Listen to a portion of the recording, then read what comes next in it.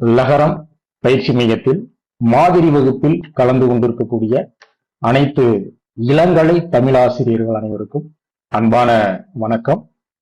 இன்றைய மாதிரி வகுப்பு, அதாவது டெமோ கிளாஸ்ல நாம் பார்க்கக்கூடிய பாடப்பகுதி தண்டி அலங்காரம். இந்த தண்டி அலங்காரத்தை பற்றி நாம் பொதுவாக நம்ம சொல்லணும் அப்படின்னா, அணி இலக்கண நூல்கள்லயே ஒரு சிறந்த இலக்கண நூல் அப்படின்னு நம்ம சொல்லணும்னா இந்த தண்டி அலங்காரம் தாங்க.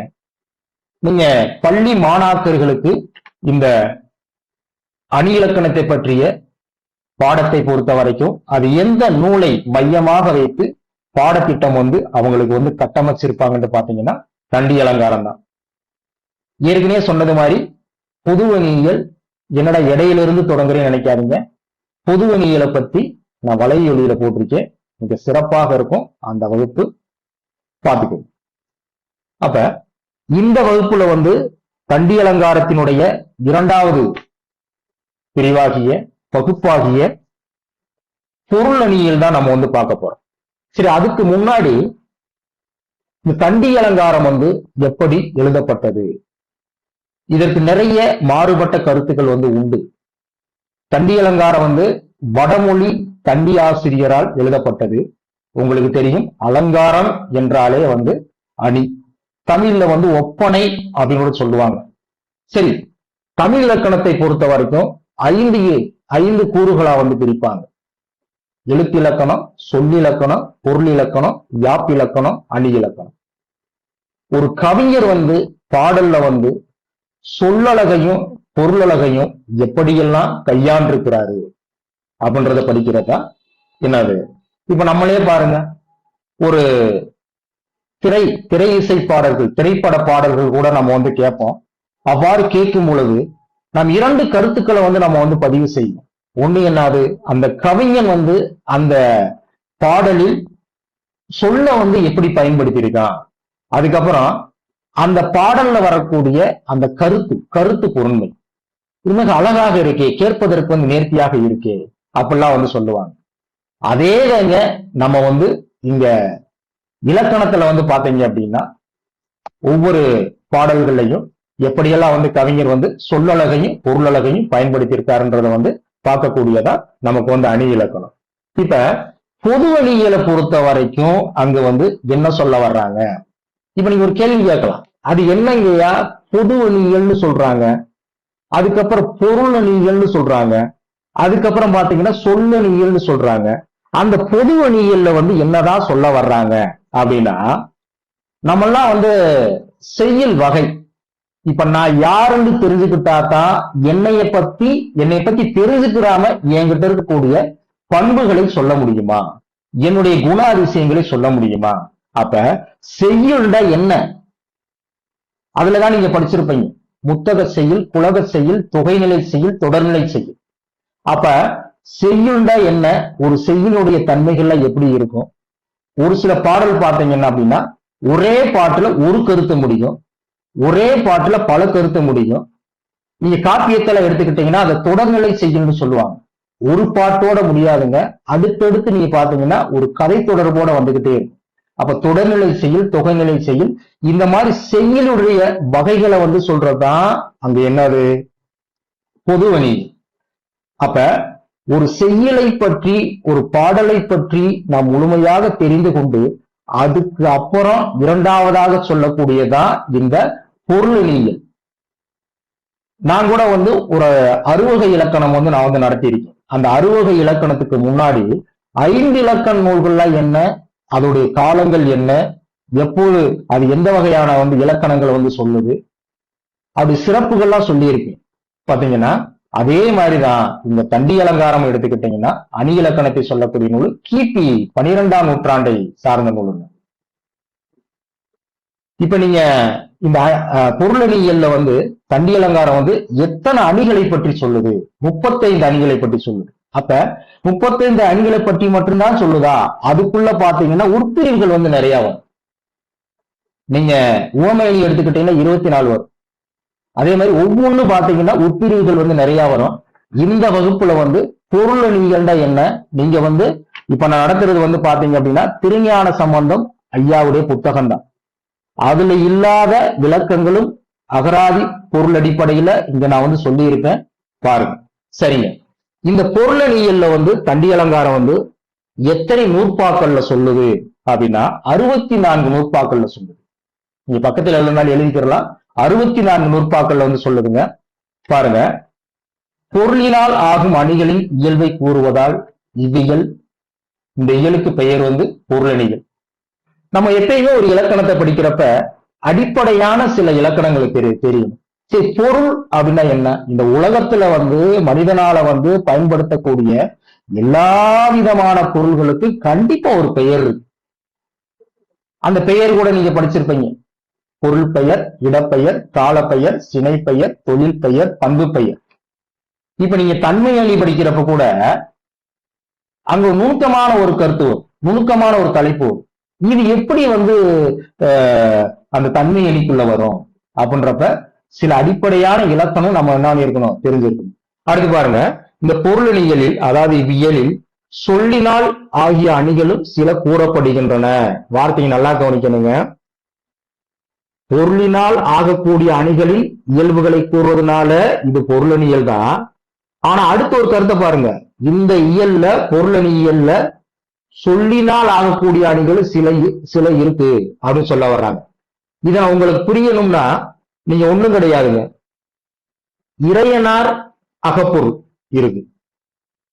அந்த இறையனார் அகப்பொருளுக்கு இன்னொரு பெயர் இருக்கு. டிஆர்பி படிச்சவங்க யாராச்சும் சொல்லுங்க.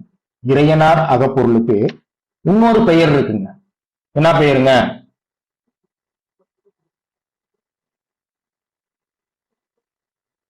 யூஜிடிஆரி படிச்சவங்களும் இருப்பீங்க, பிஜிடிஆரி. இறையனார் களவியல் உரை. இறையனார் களவியல் நல்லா தெரிஞ்சுக்கங்க. இறையனார் களவியல் உரை. சரி, ஏன் இறையனார் அகப்பொருள் அப்படின்னா அகப்பொருள் சார்ந்த கருத்துக்களை சொல்றதுனால அது இறையனார் களவியல் அகப்பொருளுங்க. அதுக்கு ஏன் இறையனார் களவியல் அப்படின்னு வந்திருக்கு அப்படின்னா பெரும்பாலும் அகப்பொருளுக்குள்ள வரக்கூடியதுதான், நல்லா தெரிஞ்சுக்கங்க, அகப்பொருளுக்குள்ள வரக்கூடியதுதான் என்னது களவியல் கற்பியல். இதான் நம்ம வந்து படிச்சிருப்போம் நம்ம வந்து.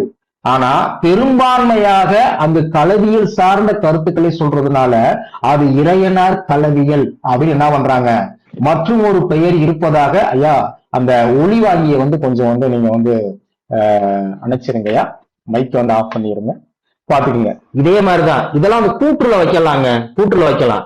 அப்ப இந்த இயல்லையும் சொல்லினால் ஆகிய அணிகளும் சில கூறப்படுகின்றன. ஆயினும் பெரும்பான்மை கருதி இப்பெயர் சூட்டப்பட்டுள்ளது. எந்த பெயர் சூட்டப்பட்டுள்ளது? பொருளணியல் அப்படின்னு பெயர் சூட்டப்பட்டுள்ளது. ஐயா, அந்த மைக்கை மட்டும் கொஞ்சம் ஆஃப் பண்ணிருங்க, யாருன்னு கொஞ்சம் பாத்துக்கோங்க. இந்த இயலில் 64 நூற்பாக்களை கொண்டது.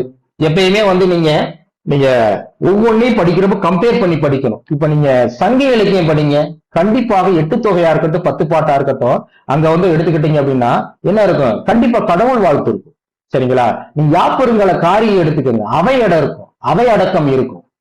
அதே நேரத்தில் வந்து பாத்தீங்கன்னா அங்க கலைமகளை வந்து தொடங்கிட்டு வந்து வணங்கிட்டு வந்து தொடங்கக்கூடியதா இருக்கும். இங்கேயும் காப்பர தண்டி அலங்காரத்தை பொறுத்த வரைக்கும் நீங்க எடுத்துக்கிட்டீங்கன்னா காப்பு செய், காப்புண்டா என்னது, ஒரு வேலையை செய்யறதுக்கு முன்னாடி வந்து என்ன பண்றது, கண்டிப்பாக இறைவனை வந்து வணங்கிட்டு தொடங்குறது வந்து உள்ளது. இங்க கலைமகள் வணக்கம்.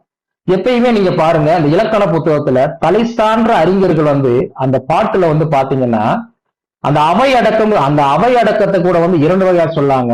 அவைய வந்து அடக்குறது, அவைக்கு அடங்குறது. நல்லா தெரியுது. சான்றோர் கூடிய சபைய தன்னுடைய திறமையால வந்து என்ன பண்றது, கேள்விகள் நிறைய வரும், தன்னுடைய பதிலை சொல்லி அடக்குவது. இன்னொன்னு அவை அடக்கம் சொல்றப்போ அந்த அவைக்கு அடங்குவது அப்படின்னா அந்த பணிவை வந்து காட்டுவது. இங்கும் இந்த காப்பு செயல்ல வந்து எவ்வளவு நேர்த்தியான சொற்களை வந்து தண்டி ஆசிரியர் வந்து பயன்படுத்துறாருன்னு பாருங்க. எண்ணெய் உடையால் கலைமடந்தை எவ்வு இருக்கும், அன்னை உடைய அடித்தளிர்கள் இன்னடிசூழ் மென்மலர்க்கே கன்றும் என உரைப்பர் மெய்யிலா வன்மனத்தே தாங்குமோ வந்து. இப்ப நான் ஏதோ பொருளை வந்து வாசிக்கிறேன் நினைக்காதீங்க, அப்படியே வந்து வரி வரியா உங்களுக்கு வந்து ஒவ்வொரு சொல்லுக்கும் விளக்கமான பொருள் இருக்கும். இப்ப எண்ணெய் நம்ம எல்லாம் பேசுவோம், நம்ம வந்து என்னையுமா அப்படின்னு நம்ம வந்து, அப்ப என்னையுமாண்டா அப்படின்னா என்ன, எதிராளி கேட்பாரு, அது என்னங்க என்னையுமான்னு கேட்டீங்க, உங்களுக்கு என்ன குறைச்ச அப்படின்னு வாங்க. இந்த அதே மாதிரிதான் எண்ணெய் உடையாள், அதாவது இந்த எண்ணெய் அப்படின்னா மிகவும் தாழ்வான எண்ணெயும். தண்டியாசிரியர் எவ்வளவு ஒரு பணிவான வார்த்தையை பயன்படுத்த பாருங்க. எண்ணெய் உடையாள், எண்ணெய் அப்படின்னா மிகவும் தாழ்வான எண்ணெயும் உடையாள், அந்த எண்ணெயும் கலைமகள் அடிமையாக ஏற்றுக்கொண்டாள்.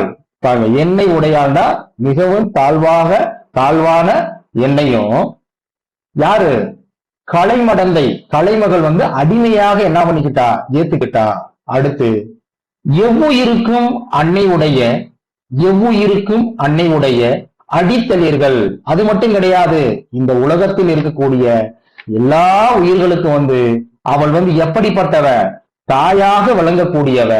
அப்படி தாயாக விளங்கக்கூடிய அந்த கலைமடந்தை, கலைமகள் இருக்காங்க பாத்தீங்களா, அந்த சரஸ்வதி இருக்காங்க பாத்தீங்களா, அவளுடைய அடித்தளிர்கள், திருவடியாகிய அந்த மென்மையான அந்த தளிர்களை யார் கட்டி இருக்கிறது?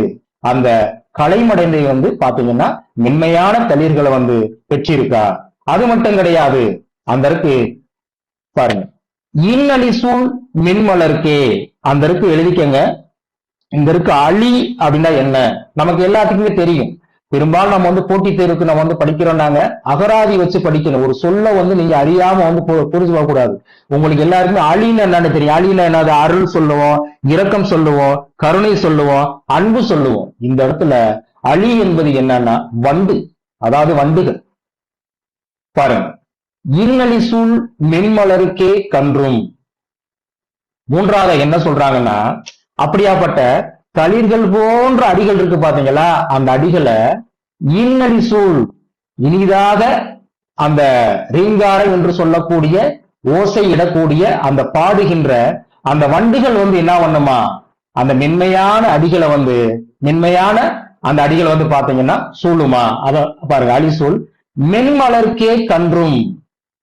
அந்த வண்டுகள் சொல்லக்கூடிய மென்மையான அந்த மலர்களை யாருடைய பாதம்? அந்த கலைமகளுடைய பாதம் மிதிக்கும் பொழுது அந்த மலரான எது வாடி போகுமா? கலைமகளுடைய பாதம் மாறி போகுமா? இங்க நல்லா பாருங்க, மலரே மென்மையானதுதான். ஆனா அதை விட மென்மையானது எதான்?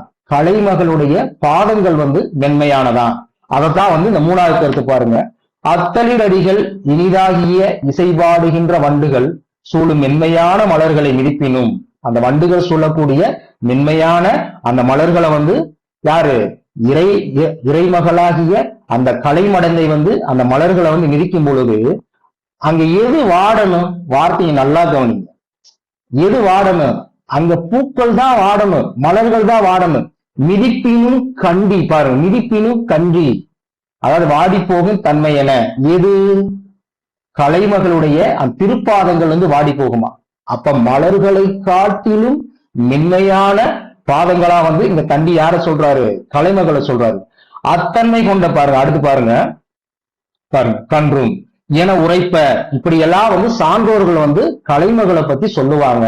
அடுத்து மெய்யிலா வன்மனத்தே தங்குமோ அது மட்டும் கிடையாது, இப்படியாப்பட்ட என்னுடைய தண்டி சொல்றாரு, அப்படியாப்பட்ட அந்த அடிகள் உண்மையற்ற கடினமாகிய என் கல் போன்ற மனதுல தங்குமோ அந்த கலைமகளுடைய திருவடிகள் அங்க கலைமகளை சொல்லலைங்க. நுணுக்கமா ஆராய்ஞ்சு பார்த்தோம்னா அந்த கலைமகளுடைய தளிர் போன்ற அந்த பாதங்கள் இந்த இருக்கு. என் அப்படின்னா யார சொல்றாங்கன்னா தண்டி ஆசிரியர் சொல்றாங்க. கல் போன்ற மனமாகிய என்னுடைய மனசுல கலைமகள் இடம் கொள்வாளா? அவளுடைய திருப்பாதங்கள் இடம் கொள்ளுமா?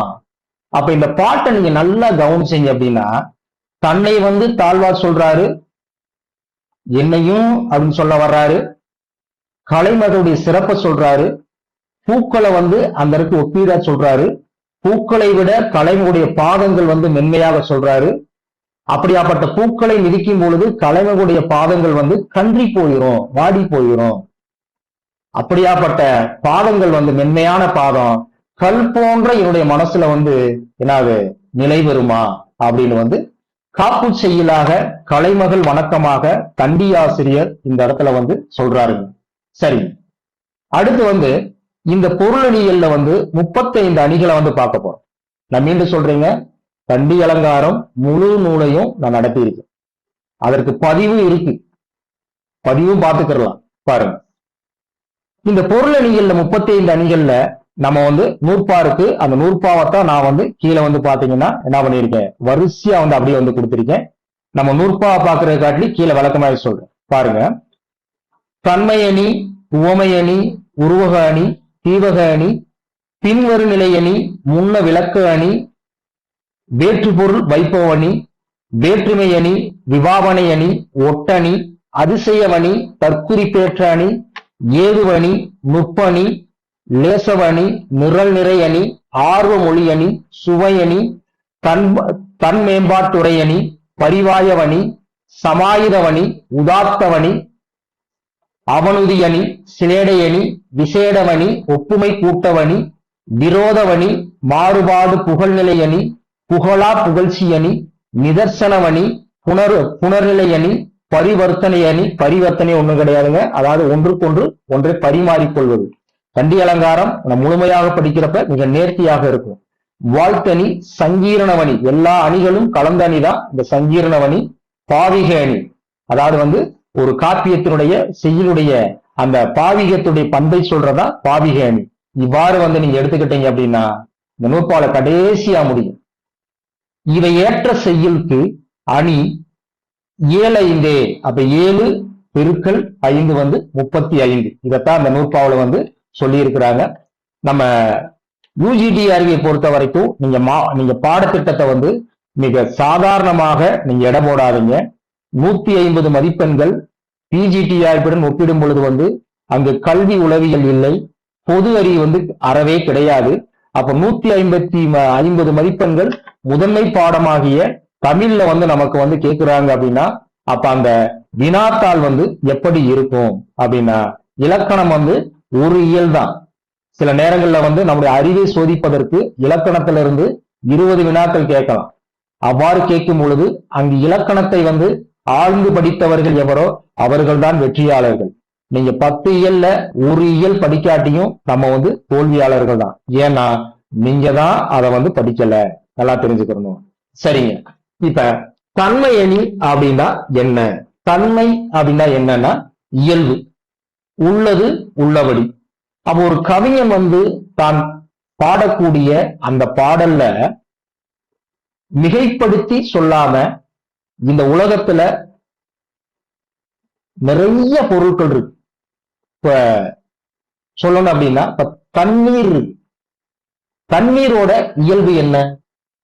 அதோட இயல்பு வந்து குளிர்ச்சி, தன்மை பொருந்தியதுனாலதான் அது வந்து பாத்தீங்கன்னா தண்ணீர். நெருப்பினுடைய இயல்பு என்ன? நெருப்பினுடைய இயல்பு வந்து அது என்னது? சுடக்கூடியது. அப்ப இது மாதிரி ஒவ்வொரு பொருளுக்கும் ஒரு இயல்பு இருக்கு, சரிங்களா? இப்ப ஒரு கவிஞன் வந்து என்ன பண்ணுவார் அப்படின்னா அந்த மாதிரி பொருள்களை எடுத்து தன்னுடைய செய்யுளுக்குள்ள வந்து அவர் பாடலாக அந்த பாடலை வந்து புனையும் பொழுது, எழுதும் பொழுது அந்த பொருளை வந்து இயல்புத்தன்மைக்கு மாறாம உள்ளது உள்ளபடி அந்த பொருளினுடைய தன்மையை அலங்காரமாக, அதாவது வந்து அழகாக அணியாக இங்கு விளக்குறதுனாலதான் இந்த அணிக்கு பேரு வந்து என்னது? தன்மை அணி, தன்மை அலங்காரம் அப்படி கூட சொல்லலாம். இப்ப பாருங்க, ஒரு பொருளின் இயல்புத்தன்மையை உள்ளபடி விளக்குவது தன்மை அணி. ஒரு பொருளோட உலகத்துல நான் தான் சொன்னேன், மனிதர்களால பயன்படுத்தக்கூடிய எல்லா வகை பொருள்களுக்கும் இங்கு பெயர்கள் வந்து உண்டு, நல்லா தெரிஞ்சுக்கணும். அந்த மாதிரி இருக்கக்கூடியதான் பாருங்க, அந்த மாதிரி பொருள். அடுத்து நான் பொதுவா விளக்க சொல்லிடுவேன், அங்க இருக்கிறதா இருக்கும். கூடுதலாகவும் ஐயா அந்த ஒளிவாங்கிய வந்து அனுப்பிச்சிருங்கய்யா, யாரு இடையில வந்து மைக்க வந்து ஆன் பண்ண வேண்டாம். பாருங்க, தன்மை என்பதற்கு பொருள் வந்து இயற்கை, நல்லா தெரிஞ்சுக்கோங்க. இயற்கை என்றாலும் ஒண்ணுதான். ஐயா அந்த மைக்கை மட்டும் கொஞ்சம் ஆஃப் பண்ணுங்கய்யா. ஐயா கேக்குதுங்களா?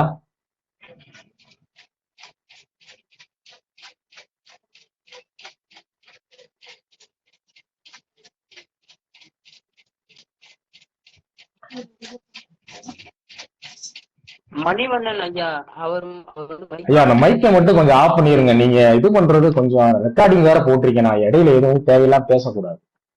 சரி பாருங்க. சரி பாருங்க. தன்மை என்பதற்கு பொருள் என்னது? இயற்கை, இயல்பு. நல்லா தெரிஞ்சுக்கங்க. இயற்கை, இயல்பு அப்படின்றதுக்கு இயல்பு என்பதற்கு இலக்கணம் அப்படின்ற ஒரு பொருளும் உண்டுங்க. இதனை தன்மை நவிர்ச்சி எனியார். அப்படி இணைப்புல இருங்க.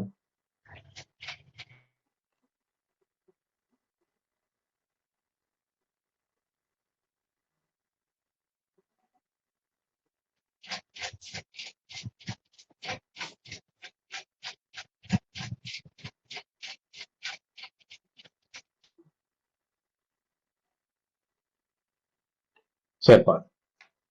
சிறு இடையூறு நம்ம வகுப்புக்கு பெரிய இடையூறா இருக்குங்க. சரிங்க. தன்மை அணிய தன்மை நவிர்ச்சி என்றும் குறிப்பிடுவர். நவிர்ச்சின்னா ஒண்ணும் கிடையாதுங்க. இப்ப இயல்பு நவிர்ச்சி அணி, உயர்வு நவிர்ச்சி அணின்னு சொல்லுவாங்க. இந்த உலகத்தில் இருக்கக்கூடிய பொருள்களை உள்ளது உள்ளபடி அதனுடைய இயல்பு தன்மை மாறாம கூறுவதால், நல்லா தெரிஞ்சுக்க. நவிர்ச்சி என்றால் சொல்லுதல், கூறுதல். தமிழ்ல சொல்லுதல், கூறுதல், செப்புதல், விளம்புதல், பகர்தல், மொழிதல், இதற்கு எல்லாமே சின்ன சின்ன வேறுபாடுதான். நல்லா தெரிஞ்சுங்க.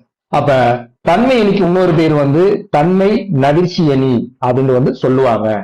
வடநூலார் இதனை எதனை இந்த தன்மை அணியை இவ்வாறு கூறுவர். சுபாவக்தி, அதாவது நம்ம இயல்பாகவே சொல்லுவோம், என்னுடைய சுபாவமே இதுதாங்க அப்படின்னா என்னது? என்னங்க எப்ப பார்த்தாலும் அமைதியா இருக்கிறீங்க அப்படின்னா, இல்லைங்க என்னுடைய சுபாவமே இதுதான் அப்படின்னா, சுபாவம் அப்படின்னா இயல்பு அப்படின்னு அர்த்தம். இங்க வடமொழியை ஒட்டி இந்த தண்டி அலங்காரம் எழுதப்பட்டதுனால இது அந்த இடத்துல வடமொழி பெயரையும் சுட்டி இருக்கிறாங்க. கேள்வி எப்படினாலும் நமக்கு கேட்கலாம். சரிங்க. தன்மை அணியுடைய இலக்கணம் பாருங்க. எவ்வகை பொருளும் மெய்வகை விளக்கும் சொன்முறை தொடுப்பது தன்மையாகும்.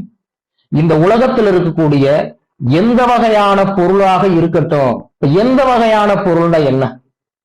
அப்படி பொருள் பெயருக்கு போங்க. பொருள் பெயர்னா என்னது? பெயர்கள்ல அறுவகை பெயர்கள் சொல்றோம். நல்லா தெரிஞ்சுக்கிறோம்.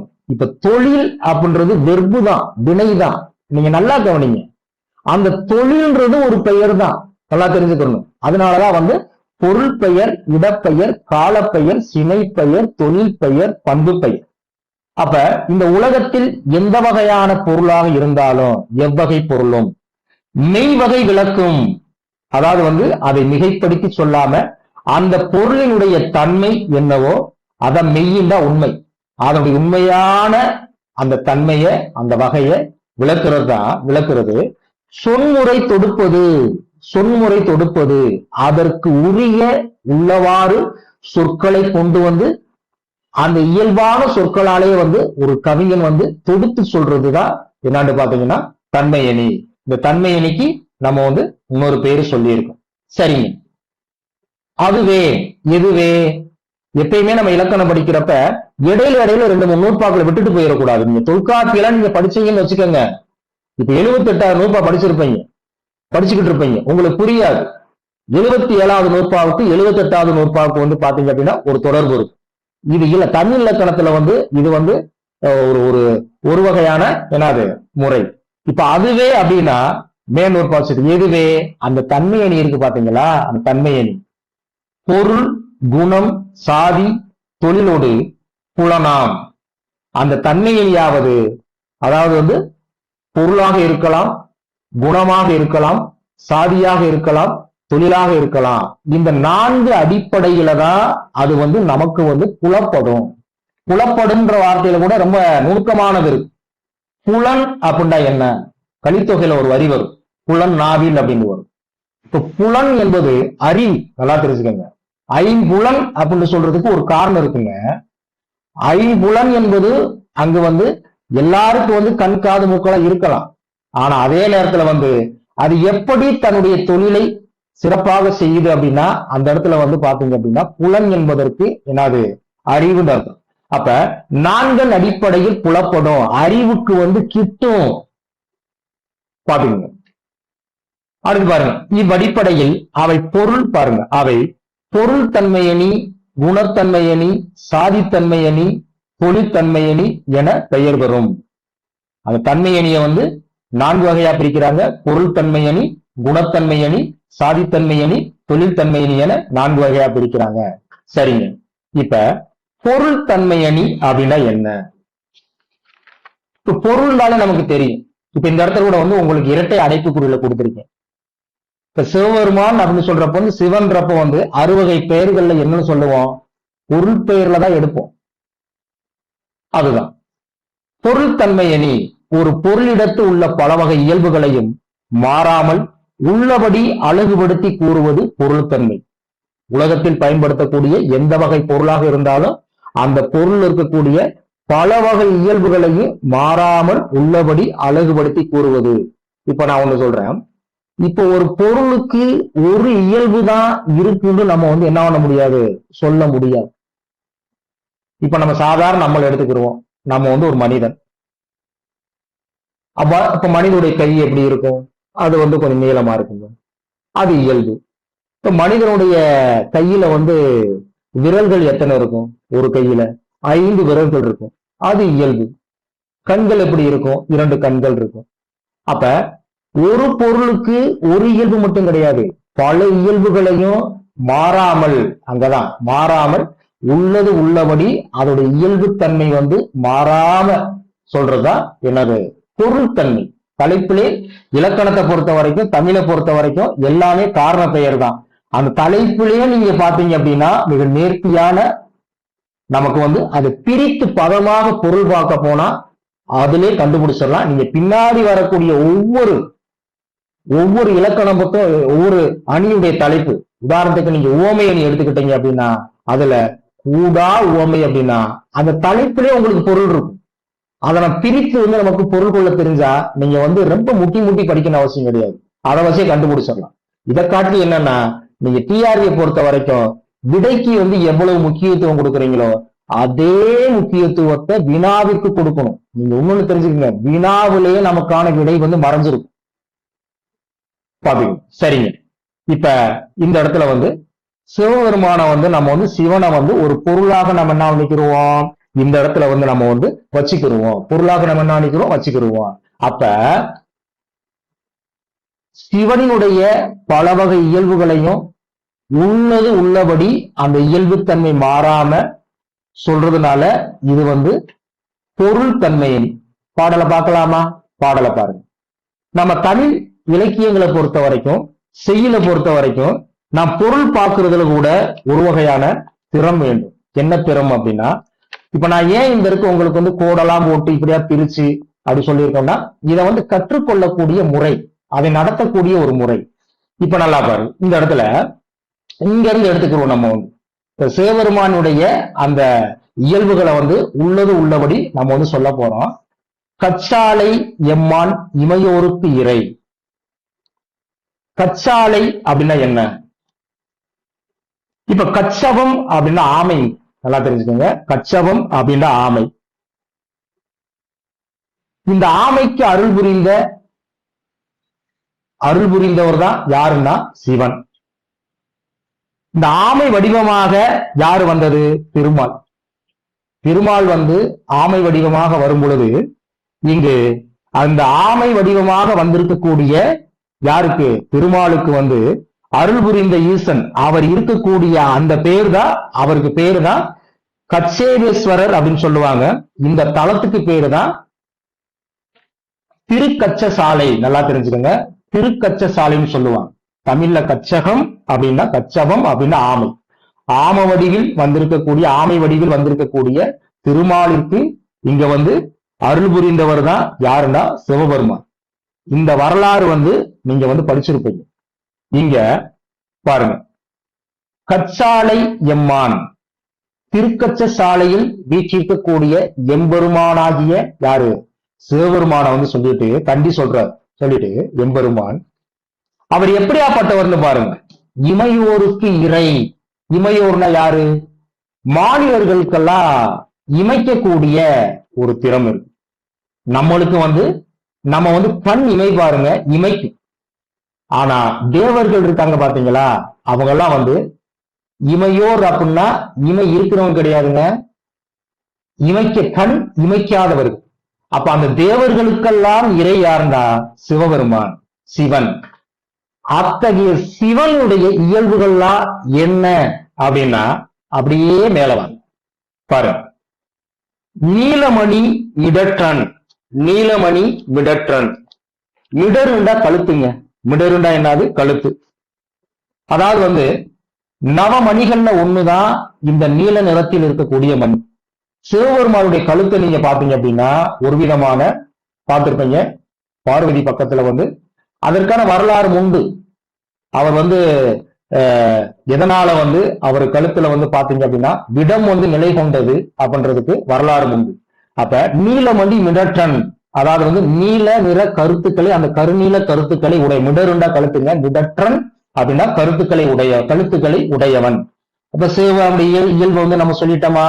அடுத்து நீண்ட சடைமுடியன், அது மட்டும் கிடையாது, நீளமான சடைமுடியை உடையவன் தான் யாரு? நம்ம சிவபெருமான். அடுத்து தன்னுடைய மார்புல பாருங்க நூல் அணிந்த மார்பன். தன்னுடைய மார்புல பாத்தீங்கன்னா அந்த பூநூல் அணிந்த மார்பன். அது மட்டும் கிடையாது, மூன்றாவது கண்ணாகிய முதல் விழியன். முதல் அப்படின்னா நெற்றி, நெற்றியில் மூன்றாவது கண்ணா. சிவபெருமான் இன்னொரு பேர் முக்கண்ணனா அப்படின்னு சொல்லுவாங்க, அதுதான். அடுத்து தோல் உடையன், தான் அமரக்கூடிய இடத்துல மற்றவர்களை போல் அல்லாம எதை தோலை கீழே இருக்கு. அது மட்டும் கிடையாது, தோலையே தன்னுடைய உடல்ல அணிந்திருக்கக்கூடிய என்னது உடையன் அப்படின்னா சிவபெருமான சொல்றாங்க. அடுத்து கைமான் மரியன். நீங்க சிவனுடைய அந்த ஒரு பக்கம் பார்வதி, ஒரு பக்கம் நீங்க எடுத்துக்கிட்டீங்க அப்படின்னா யாரு? அந்த படத்தை நீங்க பார்த்தா தெரியும். தன்னுடைய அந்த இடது கையில நீங்க எடுத்துக்கிட்டீங்க அப்படின்னா, மன்னிக்கணும், சரிதான், இடது கையில எடுத்துக்கிட்டீங்க அப்படின்னா கைமான் மரியன். மரி என்பதற்கு நிறைய பொருள் இருக்குங்க. மரி என்பதற்கு ஆட்டுக்குட்டி என்ற பொருள் இருக்கு, மான்ற ஒரு பொருள் இருக்கு. நீங்க பாருங்க, சிவபெருமானுடைய அந்த இடது பக்க கையில ஒரு ஆயுதம் வச்சிருப்பார்.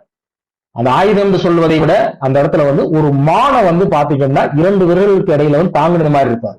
அத கைமான் மரியன், அதாவது தன்னுடைய இடது பக்க கையில மானை தாங்கி கொண்டிருக்கின்றவன். அடுத்து கனல் மழுவன், கனல் போன்று நெருப்பு போன்று கூடிய மழு ஆயுதம். அதையும் நீங்க பார்த்திருப்பீங்க. இதெல்லாம் உங்களுக்கு விரிவான விளக்க சொல்லணும் அவசியம் கிடையாது. மழு ஆயுதம் என்பதை அந்த வலது கையில பாத்தீங்கன்னா வச்சிருப்பாரு. அடுத்து இது வரைக்கும் பாருங்க 7 பார்த்தாச்சு. அப்ப இந்த பாட்டு என்ன சொல்லுது அப்படின்னா, அதாவது பாருங்க, திருக்கச்ச சாலை, அந்த திருத்தலத்தில் வீற்றிருக்கக்கூடிய என்னுடைய பெருமானாகிய சிவபெருமானாகிய சிவன் அவன் தேவர்களுக்கெல்லாம் யாரு? இறை, கடவுள். அவன் எப்படியாப்பட்ட தன்மை உடையவன் அப்படின்றதான் நீல நிற கழுத்தை உடையவன், நீண்ட சடைமுடியினை உடையவன், தன்னுடைய மார்புல பாத்தீங்க அப்படின்னா பூநூல் அணிந்தவன், நெற்றியில மூன்றாவதாக கண்ணை உடையவன், தோளாடையை தன்னுடைய ஆடையாக அணிந்திருக்கவன், தன்னுடைய இடது கையில பாத்தீங்கன்னா மானை கையில் ஏந்தியவன். அது மட்டும் கிடையாது, மழுவாயுதத்தை தன்னுடைய வலது கையில என்னது ஆயுதமாக என்னது ஏந்தியவன். இப்படியெல்லாம் சிவபெருமானுடைய அந்த இயல்பு தன்மையை இங்க சொல்றதுனால இது பொருள் தன்மை. நல்லா தெரிஞ்சுக்கோங்க. இதை நீங்க படிக்கிறப்ப ஒரு வித குழப்பங்கள் நமக்கு வரும். இப்ப நீங்க பாருங்க, பொருள்லாம் நாங்க கொடுத்திருப்பேன். இப்ப இந்த பொருளை பார்த்து சொல்லலைங்க, அந்த பாடலை பார்த்து உங்களுக்கு விளக்க சொல்லியிருக்கேன். அடுத்து நீங்க எடுத்துக்கோங்க, இங்க நீங்க படிக்கிறப்பதான் உங்களுக்கு ஐயம் நமக்கு என்னடா குணம்னு சொல்றாங்க, அது என்ன குணத்தோட இயல்புகள், இது எப்படி குணம்ன்றப்பையும் உங்களுக்கு ஐயா வரும், சாதின்றப்பையும் ஐயா வரும், தொழில்ன்றப்பையும் ஐயா வரும். ஏன்னா நம்ம ஒரு கோணத்துல அதை நம்ம என்ன பண்ணிக்கிட்டு இருப்போம் பார்ப்போம். இப்ப பாருங்க, குணத்தில் உள்ள பல வகை தன்மைகளை உள்ளபடி அழகுறை எடுத்துரைப்பது குணத்தன்மை. சரி, குணம் யாருக்கு இருக்கும்? உலகத்துல இருக்கக்கூடிய அக்கிரிணை பொருள்களுக்குரிய குணம் இருக்குங்க. சரி, இங்க யாருக்குரிய குணம்? அப்ப அதுக்கு நம்ம பாடல்ல இருக்கக்கூடிய இங்க மேலோட்டம் கொடுத்திருப்பாங்க. நீங்க திருஞான சம்பந்த ஐயா புத்தகம் கொடுத்தா கூட இங்க படிச்சீங்கன்னா உங்களுக்கு ஒரு வித குழப்பம் ஏற்படும். அதுக்குத்தான் நமக்கு விடை பாருங்க, அப்படியே நீங்க கீழே இப்படி வந்தீங்க அப்படின்னா இங்க வரும். நல்லா தெரிஞ்சுக்கணும். அப்ப இங்க ஒரு 4 கருத்து கொடுத்துருக்கேன் பாத்தீங்களா? இந்த 4 கருத்துமே ஒரு சின்ன ஒரு 2 வரிக்குள்ள வரக்கூடிய என்னது ஒரு தெளிவான ஒரு விளக்கம். என்ன விளக்கம் அப்படின்னா நல்லா கவனிங்க. ஒண்ணு வந்து பாருங்க, இங்கேயும் கூட வந்து நம்ம வந்து சிலதெல்லாம் வந்து நம்ம வந்து கவனமா வந்து அந்த இடத்துல வந்து பார்க்கணும். பாருங்க, புல் அழைக்கும் தேன் தாமரை வயல் சூழ் தில்லை திருநடம் செய் பூந்தாமரை தொழுத பொன். இங்க நுணுக்கமான இலக்கணம் இருக்கும். இந்த பூந்தாமரை தொழுத பொன் அப்படின்னா நல்லா கவனிங்க. அந்த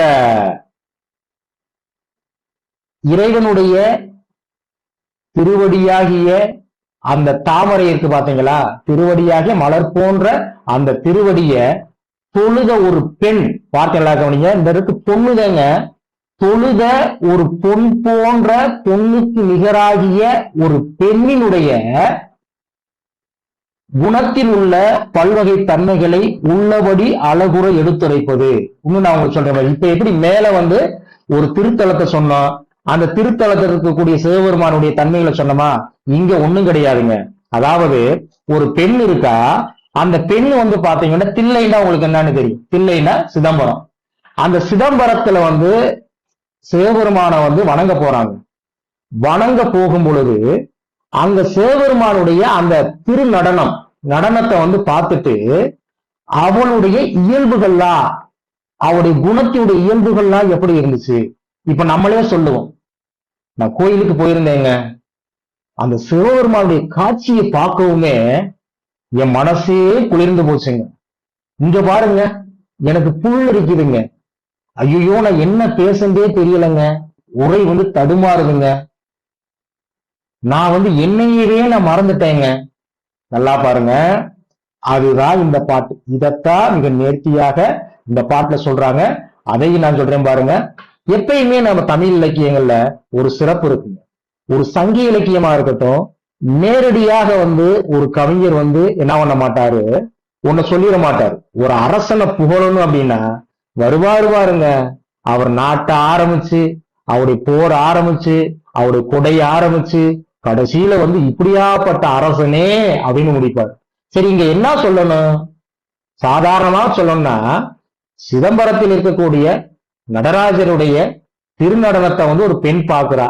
அதை பார்த்துட்டு அவ வந்து தன்னுடைய குணத்தினுடைய பல்வேறு தன்மைகளை வந்து என்ன பண்றா, அவருடைய குணத்தினுடைய பல்வேறு தன்மைகளை வந்து ஒரு கவிஞன் வந்து உள்ளது உள்ளபடி இந்த பாடல்ல வந்து சொல்றார். அதைத்தான் சொல்லணும் இங்க. அதுதான் பாருங்க, புல் அழைக்கும் தேன் தாமரை வயல் சூழ் தில்லை திருநடம் செய் பூந்தாமரை தொழுத பெண் பொன். பாருங்க, புல்லுன்னா நமக்கு என்னன்னு தெரியுங்க, புல்லுண்டா பறவை, புற்கள் அப்படின்னா பறவைகள். அதாவது அழைக்கும் அப்படின்னா அந்த இடத்துல பாத்தீங்க அப்படின்னா அந்த வருந்துகின்ற அந்த பறவை கூட்டங்கள் வருந்துகின்ற தேன் தாமரை வயல் சூழ், தேன் நிறைந்த தாமரையுடைய வயல்களால் சூழப்பட்டதானா என்னது தில்லைன்னா சிதம்பரம் நடராசர் கோயில் என்று சொல்லக்கூடிய திருத்தலம். அப்படியாப்பட்ட திருத்தலத்துல திருநடம் செய் பூந்தாமரை தொழுத பெண். அந்த திருத்தலத்துல சிதம்பரத்துல அந்த திருத்தலத்துல அந்த பொன் அம்பலத்துல திருக்கூத்து நடனம் செய்யக்கூடிய அந்த நடராச பெருமான் இருக்காரு பாத்தீங்களா, அவருடைய நடனத்தை, அந்த நாட்டியத்தை, அந்த நடனம் செய்யக்கூடிய திருவடியாகி அந்த தாமரைய கண்ட பொன்னை ஒத்த, அந்த பொண்ணுன்றதுக்கு எவ்வளவு வழக்குன்னு பாருங்க, பொன்னை ஒத்த ஒரு பெண் வந்து என்ன பண்ணிருக்கா, தொழுது இருக்கா. அதை தொழுத உடனே அவளுக்கு வந்து தன்னுடைய என்னது மகிழ்ச்சியாகிய அந்த குணத்தை வந்து எப்படியெல்லாம் அவ வெளிப்படுத்தினாலோ அதை அப்படியே உள்ளபடி இந்த பாடல்ல சொல்றதுனால இந்த பாட்டு வந்து எதற்கு சமமானது அப்படின்னா என்னது குணத்தன்மைக்கு. சரி, அவ எப்படிலாம் வந்து வெளிப்படுத்துறாங்க, உள்ளம் குளிர, அதாவது வந்து அவளுக்கு வந்து அந்த உள்ளம் வந்து என்ன பண்ணுச்சான், குளிர்ச்சி அடைந்ததாம். உரோமம் சிலிர்த்தது, அந்த உரோமம் வந்து பாத்தீங்க அப்படின்னா என்னது சிலிர்ப்பு அடைஞ்சிச்சான். உரையும் தள்ள, அவ என்ன பேசுறதுன்னே தெரியல, அவளுக்கு வந்து அந்த அவளுடைய பேச்சு என்ன பண்ணுச்சான்,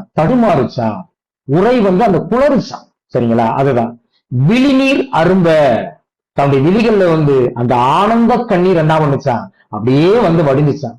கண் மறந்தாள், தன்னையே அவ என்ன பண்ணிட்டாளாம், அந்த இறைவனுடைய அந்த திருக்கோல நடனத்துல வந்து அப்படியே மறந்துட்டாளாம். அப்ப இந்த பாட்டை பாருங்க, சிதம்பரம் அந்த நடராஜ பெருமானுடைய அந்த திருத்தலத்தை பற்றி சொல்ல வரும் பொழுது வந்து அதை சில ஊமைகளால சிறப்பிச்சுட்டு, இப்படியாப்பட்ட இறைவனுடைய திருவடியை தொழுத ஒரு பெண்ணுடைய அந்த தொழிலால அவளுக்கு வந்து ஏற்படக்கூடிய அந்த குணத்தினுடைய தன்மைகளை வந்து இங்க வந்து உள்ளது உள்ளபடி இயல்புத்தன்மை மாறாம அப்படியே சொன்னதுனால இது வந்து என்னது, குண தன்மையணி. நல்லா தெரிஞ்சுக்கங்க, பாத்துக்கோங்க. சரி, அடுத்து பாருங்க, சாதித்தன்மையணி. இந்த குணத்தன்மை, பொருள்தன்மை, குணத்தன்மை, சாதித்தன்மை, தொழில்தன்மை, இதுல வரக்கூடிய எல்லா பாடல்களுமே சான்றுகளாக வந்து எந்த இறைவனை வந்து சொல்லியிருப்பாங்க அப்படின்னா சிவபெருமானத்தான் சொல்லியிருப்பாங்க, சிவனை பற்றி தான் சொல்லியிருப்பாங்க. நீங்க கோர்வையா படிச்சா கூட முதல் பாட்டு சிவனை பற்றியது, இரண்டாவது பாடல் எடுத்துக்கிட்டீங்கன்னா அந்த சிவனை வணங்கக்கூடிய அந்த பெண்ணினுடைய என்னது மகிழ்ச்சியாகிய குணத்தை வந்து உள்ளது உள்ளபடி சொல்றது. அடுத்து மூணாவது, சிவபெருமான் தன்னுடைய கழுத்தில் அணிந்திருக்கக்கூடிய பாம்புகள்ல எத்தனையோ ஜாதி இருக்கு. நல்ல பாம்பு என்று சொல்லக்கூடியது ஒரு ஜாதி. அந்த நல்ல பாம்பினுடைய சாதித்தன்மை, அந்த இனத்தினுடைய தன்மையை வந்து அந்த பாம்பு எப்படியாப்பட்டது, ஏன்னா ஒவ்வொரு பாம்புக்கும் ஒவ்வொரு தன்மை இருக்கும். அந்த பாம்பு எப்படியாப்பட்டன்றத வந்து மிக நேர்த்தியா சொல்லுவாங்க. தொழில் தன்மை அப்படின்றப்ப வந்து இங்க வந்து சிவபெருமானுக்கு வந்து சூடக்கூடிய அந்த கொன்றை மலர் இருக்கு பாத்தீங்களா, அந்த கொன்றை மலரை வந்து மொய்க்கக்கூடிய அந்த வண்டானது, அந்த வண்டினுடைய தன்மைகள்லாம் எப்படி இருக்கும். இந்த வண்டுக்குன்னு சில இயல்புகள் இருக்கு. வண்டோட சிறப்பு என்னது, அது மலர்களை சூழும், ரீங்காரம் இடும், அதுக்கப்புறம் என்ன பண்ணும், அங்கு இங்கு மேல பறக்கும், உட்காரும், தேனை வந்து நுகரும், மலர்ல இருக்கக்கூடிய அந்த மகரந்த துகள் இருக்கு பாத்தீங்களா, அதை அருந்து, இப்படி தேங்க மிக நேர்த்தியாக வருங்க. நல்லா பாருங்க. இப்ப நம்ம வந்து இங்க வந்து என்ன பண்ணுவோம், சாதித்தன்மையை பார்ப்போம். ஒரு சாதிக்குரிய பல வகை பொதுத்தன்மைகளையும் அழகுபடுத்தி கூறுவது சாதித்தன்மை. சரி, இங்கு என்ன ஒரு சாதிக்குரிய பாம்புன்றது வந்து என்னது, ஒரு இனம். பாம்புன்றது வந்து பொதுப்பெயர், எல்லா வகை பாம்புகளுக்கு பொதுவாக சொல்றதுனால அது பொதுப்பெயர். அப்ப நல்ல பாம்புன்றது வந்து எத்தனையோ வகையான பாம்புகள் இருந்தாலும் இங்க வந்து நல்ல பாம்புன்னு சொல்றாங்க. அப்ப இங்க அதான் சொல்ல வர்றாங்க, உலகத்துல எந்த பொருளா இருக்கலாங்க, அதுல இருக்கக்கூடிய ஏதாவது ஒரு பொருள் இருக்குச்சுன்னா அந்த பொருள் பாருங்க, அந்த ஒரு சாதிக்குரிய பல வகை பொதுத்தன்மைகளை அழகுபடுத்தி கூறுவது சாதித்தன்மை. நல்லா கவனிங்க, சிறப்பும் பொதுவும் ஆகிய தன்மைகள் பல ஒத்து காணப்படுவது சாதி. நல்லா தெரிஞ்சுக்கும். நீங்க ஒரு பொருள் எடுத்துக்கிட்டீங்கன்னா எந்த பொருளுக்கும் இல்லாத சிறப்பான ஒரு கூறு அந்த பொருளுக்கு இருக்கலாம். சரிங்களா? அதே நேரத்துல வந்து ஒரு பொருளை எடுத்துக்கிட்டீங்க அப்படின்னா எதுக்குள்ளேயே அடங்காத அனைத்திற்கும் பொதுவாக இருக்கக்கூடிய பொது கூறுகளும் இருக்கலாம். ஆத்தா சொல்ல வர்றாங்க. அப்படி சொல்றதுதான் பல ஒத்து காணப்படுவதுதான் என்னது, சாதி. அடுத்து பாருங்க, இதுல வந்து பாட்டை பார்க்கலாம். இது ரொம்ப அருமையான ஒரு பாட்டுங்க, நல்லா கவனிங்க. இப்ப நீங்க பாட்டை படிக்கிறப்ப கூட நான் யாப்பருங்கல காரியம் நடத்த கூட இது சொல்லி வந்து, இப்ப யாப்பிலக்கணம் வந்து என்ன சொல்லுது, நம்ம யாப்பை வந்து நம்ம வந்து எதுக்கு தெரிஞ்சுக்கிறோம். இப்ப நீங்க செய்யல நீங்க பாருங்க, நீங்க நிரல்நிறை பொருள்கோள்னு படிப்போம். பொருள்கோள்னா என்ன, ஒரு பாடலை வந்து நாம் பொருளுக்கு ஏற்றாறு போல வந்து நம்ம வந்து பொருள் கொள்றதுனால அதுக்கு பேரு பொருள்கோள். அதே மாதிரிதான் நீங்க சங்க இலக்கியமா இருக்கட்டும், எந்த இலக்கியமா இருக்கட்டும், யாப்புக்காக என்ன பண்ணுவாங்க, அவங்க வந்து சீர்களை வந்து முன்ன பின்ன நம்ம என்ன பண்ணுவாங்க, மாத்தி போடுவாங்க. இப்ப நம்ம அதுல இருக்கிற மாதிரியே நம்ம படிச்சு முடிச்சுக்கோங்க, பொருள் ஒரு மாதிரியா வரும். இங்கேயும் கூட அந்த மாதிரிதான். நம்ம எல்லாம் தமிழாசிரியர்கள் சீர்களை வந்து முன்ன பின்ன வந்து மாத்தி வந்து பொருள் பார்க்கக்கூடிய சில முறைகளை வந்து நம்ம கத்துக்கிறோம். இந்த சங்க இலக்கியம், நீங்க எட்டு தொகையில வந்து நீங்க நற்றிணையா இருக்கட்டும், குறுந்தொகையா இருக்கட்டும், இந்த மாதிரி இலக்கிய பாடல் படிக்கிறப்ப வந்து நீங்க நேர படிச்சோம்னா பொருள் வராது. ஆனா அதே நேரத்துல வந்து சீர்களை வந்து நம்ம வந்து முறையாக வரிசைப்படுத்தி படிக்கிறப்ப வந்து பொருள் வரும். இங்கே நீங்க பாருங்க, இப்ப நீங்க திருஞான சம்பந்த ஐயா புத்தகம் நீங்க வந்து படிப்பீங்க, ஆனா படிக்கிறப்ப இங்க பொருளுக்கு அதுக்கு சம்பந்தமே இருக்காது. இங்கே நம்மளா தெரிஞ்சுக்கிறோம். நல்லா கவனிங்க. ஆறா அமுது. ஆறா அமுது. ஆறாண்டா என்னது? அதாவது உண்ணாத. இங்க வந்து சிவபெருமானுடைய அந்த தன்னுடைய துணைவியா, அவருடைய துணைவியாகிய உமாதேவியை சொல்றாங்க. அதாவது என்னன்னா, இந்த உமாதேவி வந்து எப்படியாப்பட்டவள், எப்படி சிறந்து விளங்குவள் அப்படின்னா, ஆறா அமுது, உண்ணாத அமுதத்தை போன்று சிறந்து விளங்குவலாம். நீங்க பாடல்ல ரொம்ப நுணுக்கமா யோசிச்சோம்னா அவ்வளவு அருமையான ஒரு கருத்தை பதிவு. இப்ப அமிர்தம்னாலே சாதாரணது கிடையாது. அமிர்தத்தை வந்து மாநிலர்கள் உண்ண முடியுமா? அது தேவர்கள் உண்ணக்கூடியது, சாகா வரம் தரக்கூடியது, கிடைப்பதற்கு அரியது. அப்ப ஆறா அமுது அப்படின்னா உண்ணாத அமுதத்தை போன்று சிறந்து விளங்குபவள் உமாதேவி. அடுத்து ரெண்டு பாருங்க, ரெண்டு. அப்படியாப்பட்ட உமாதேவி வந்து தன்னுடைய இருப்பிடமாக யாரை கொண்டு இருக்கா? அதான் ஆகத்தான். பாருங்க, இந்த ஒரு சொல்லுக்குத்தான் இது ஆகத்தான். அதாவது வந்து மன்னிக்கணும், பாகத்தான். பாகத்தான் தான் என்னது? தன்னுடைய மனைவியாகிய உமாதேவிக்கு தன்னுடைய உடலை சரி பாகத்தால் கொடுத்ததுனால சிவனுக்கு பாகத்தான் அப்படின்னு அர்த்தம். இப்ப நம்மள பாகம் பிரிக்கிறோம்ல, அது மாதிரி பாகத்தான். அதாவது பாகத்தான் அப்படின்னா இந்த பாருங்க, அத்தை உமாதேவியை வந்து சிவபெருமான் தன்னுடைய இடபாகமாக கொண்டுள்ளான். ரெண்டாங்க.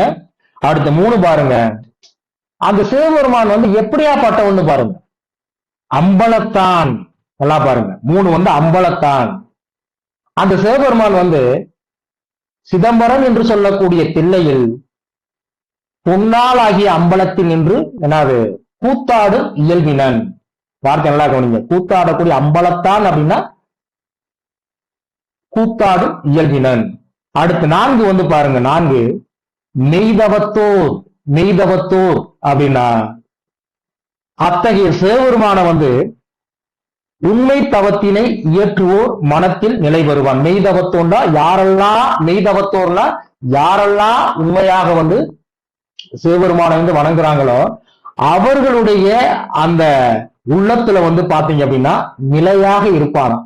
இப்ப பாருங்க, ஒரு சாதாரண கருத்து எங்க சுத்தி வருதுன்னு பாருங்க, இருப்பாராம். அப்படியாப்பட்ட சிவபெருமான் வந்து சூடக்கூடிய பனி. பனின்னா அங்க வந்து வேலை கிடையாது. ஏன்னா தமிழ்ல வந்து பல பொருள் தரக்கூடிய ஒரு சொல் அப்படின்னுவாங்க. இந்த பணிக்கு என்னென்ன பொருள் இருக்கு பாருங்க, பாம்பு, வேலை, சேவை, அணிகலன், செயல், தொழில், தொண்டு, இது மாதிரி நிறைய பொருள் சொல்லலாம். இங்க வந்து நீங்க பக்கத்துல இருக்கீங்க, இங்க பனி அப்படின்னா என்னன்னா பாம்புன்னு அர்த்தம்.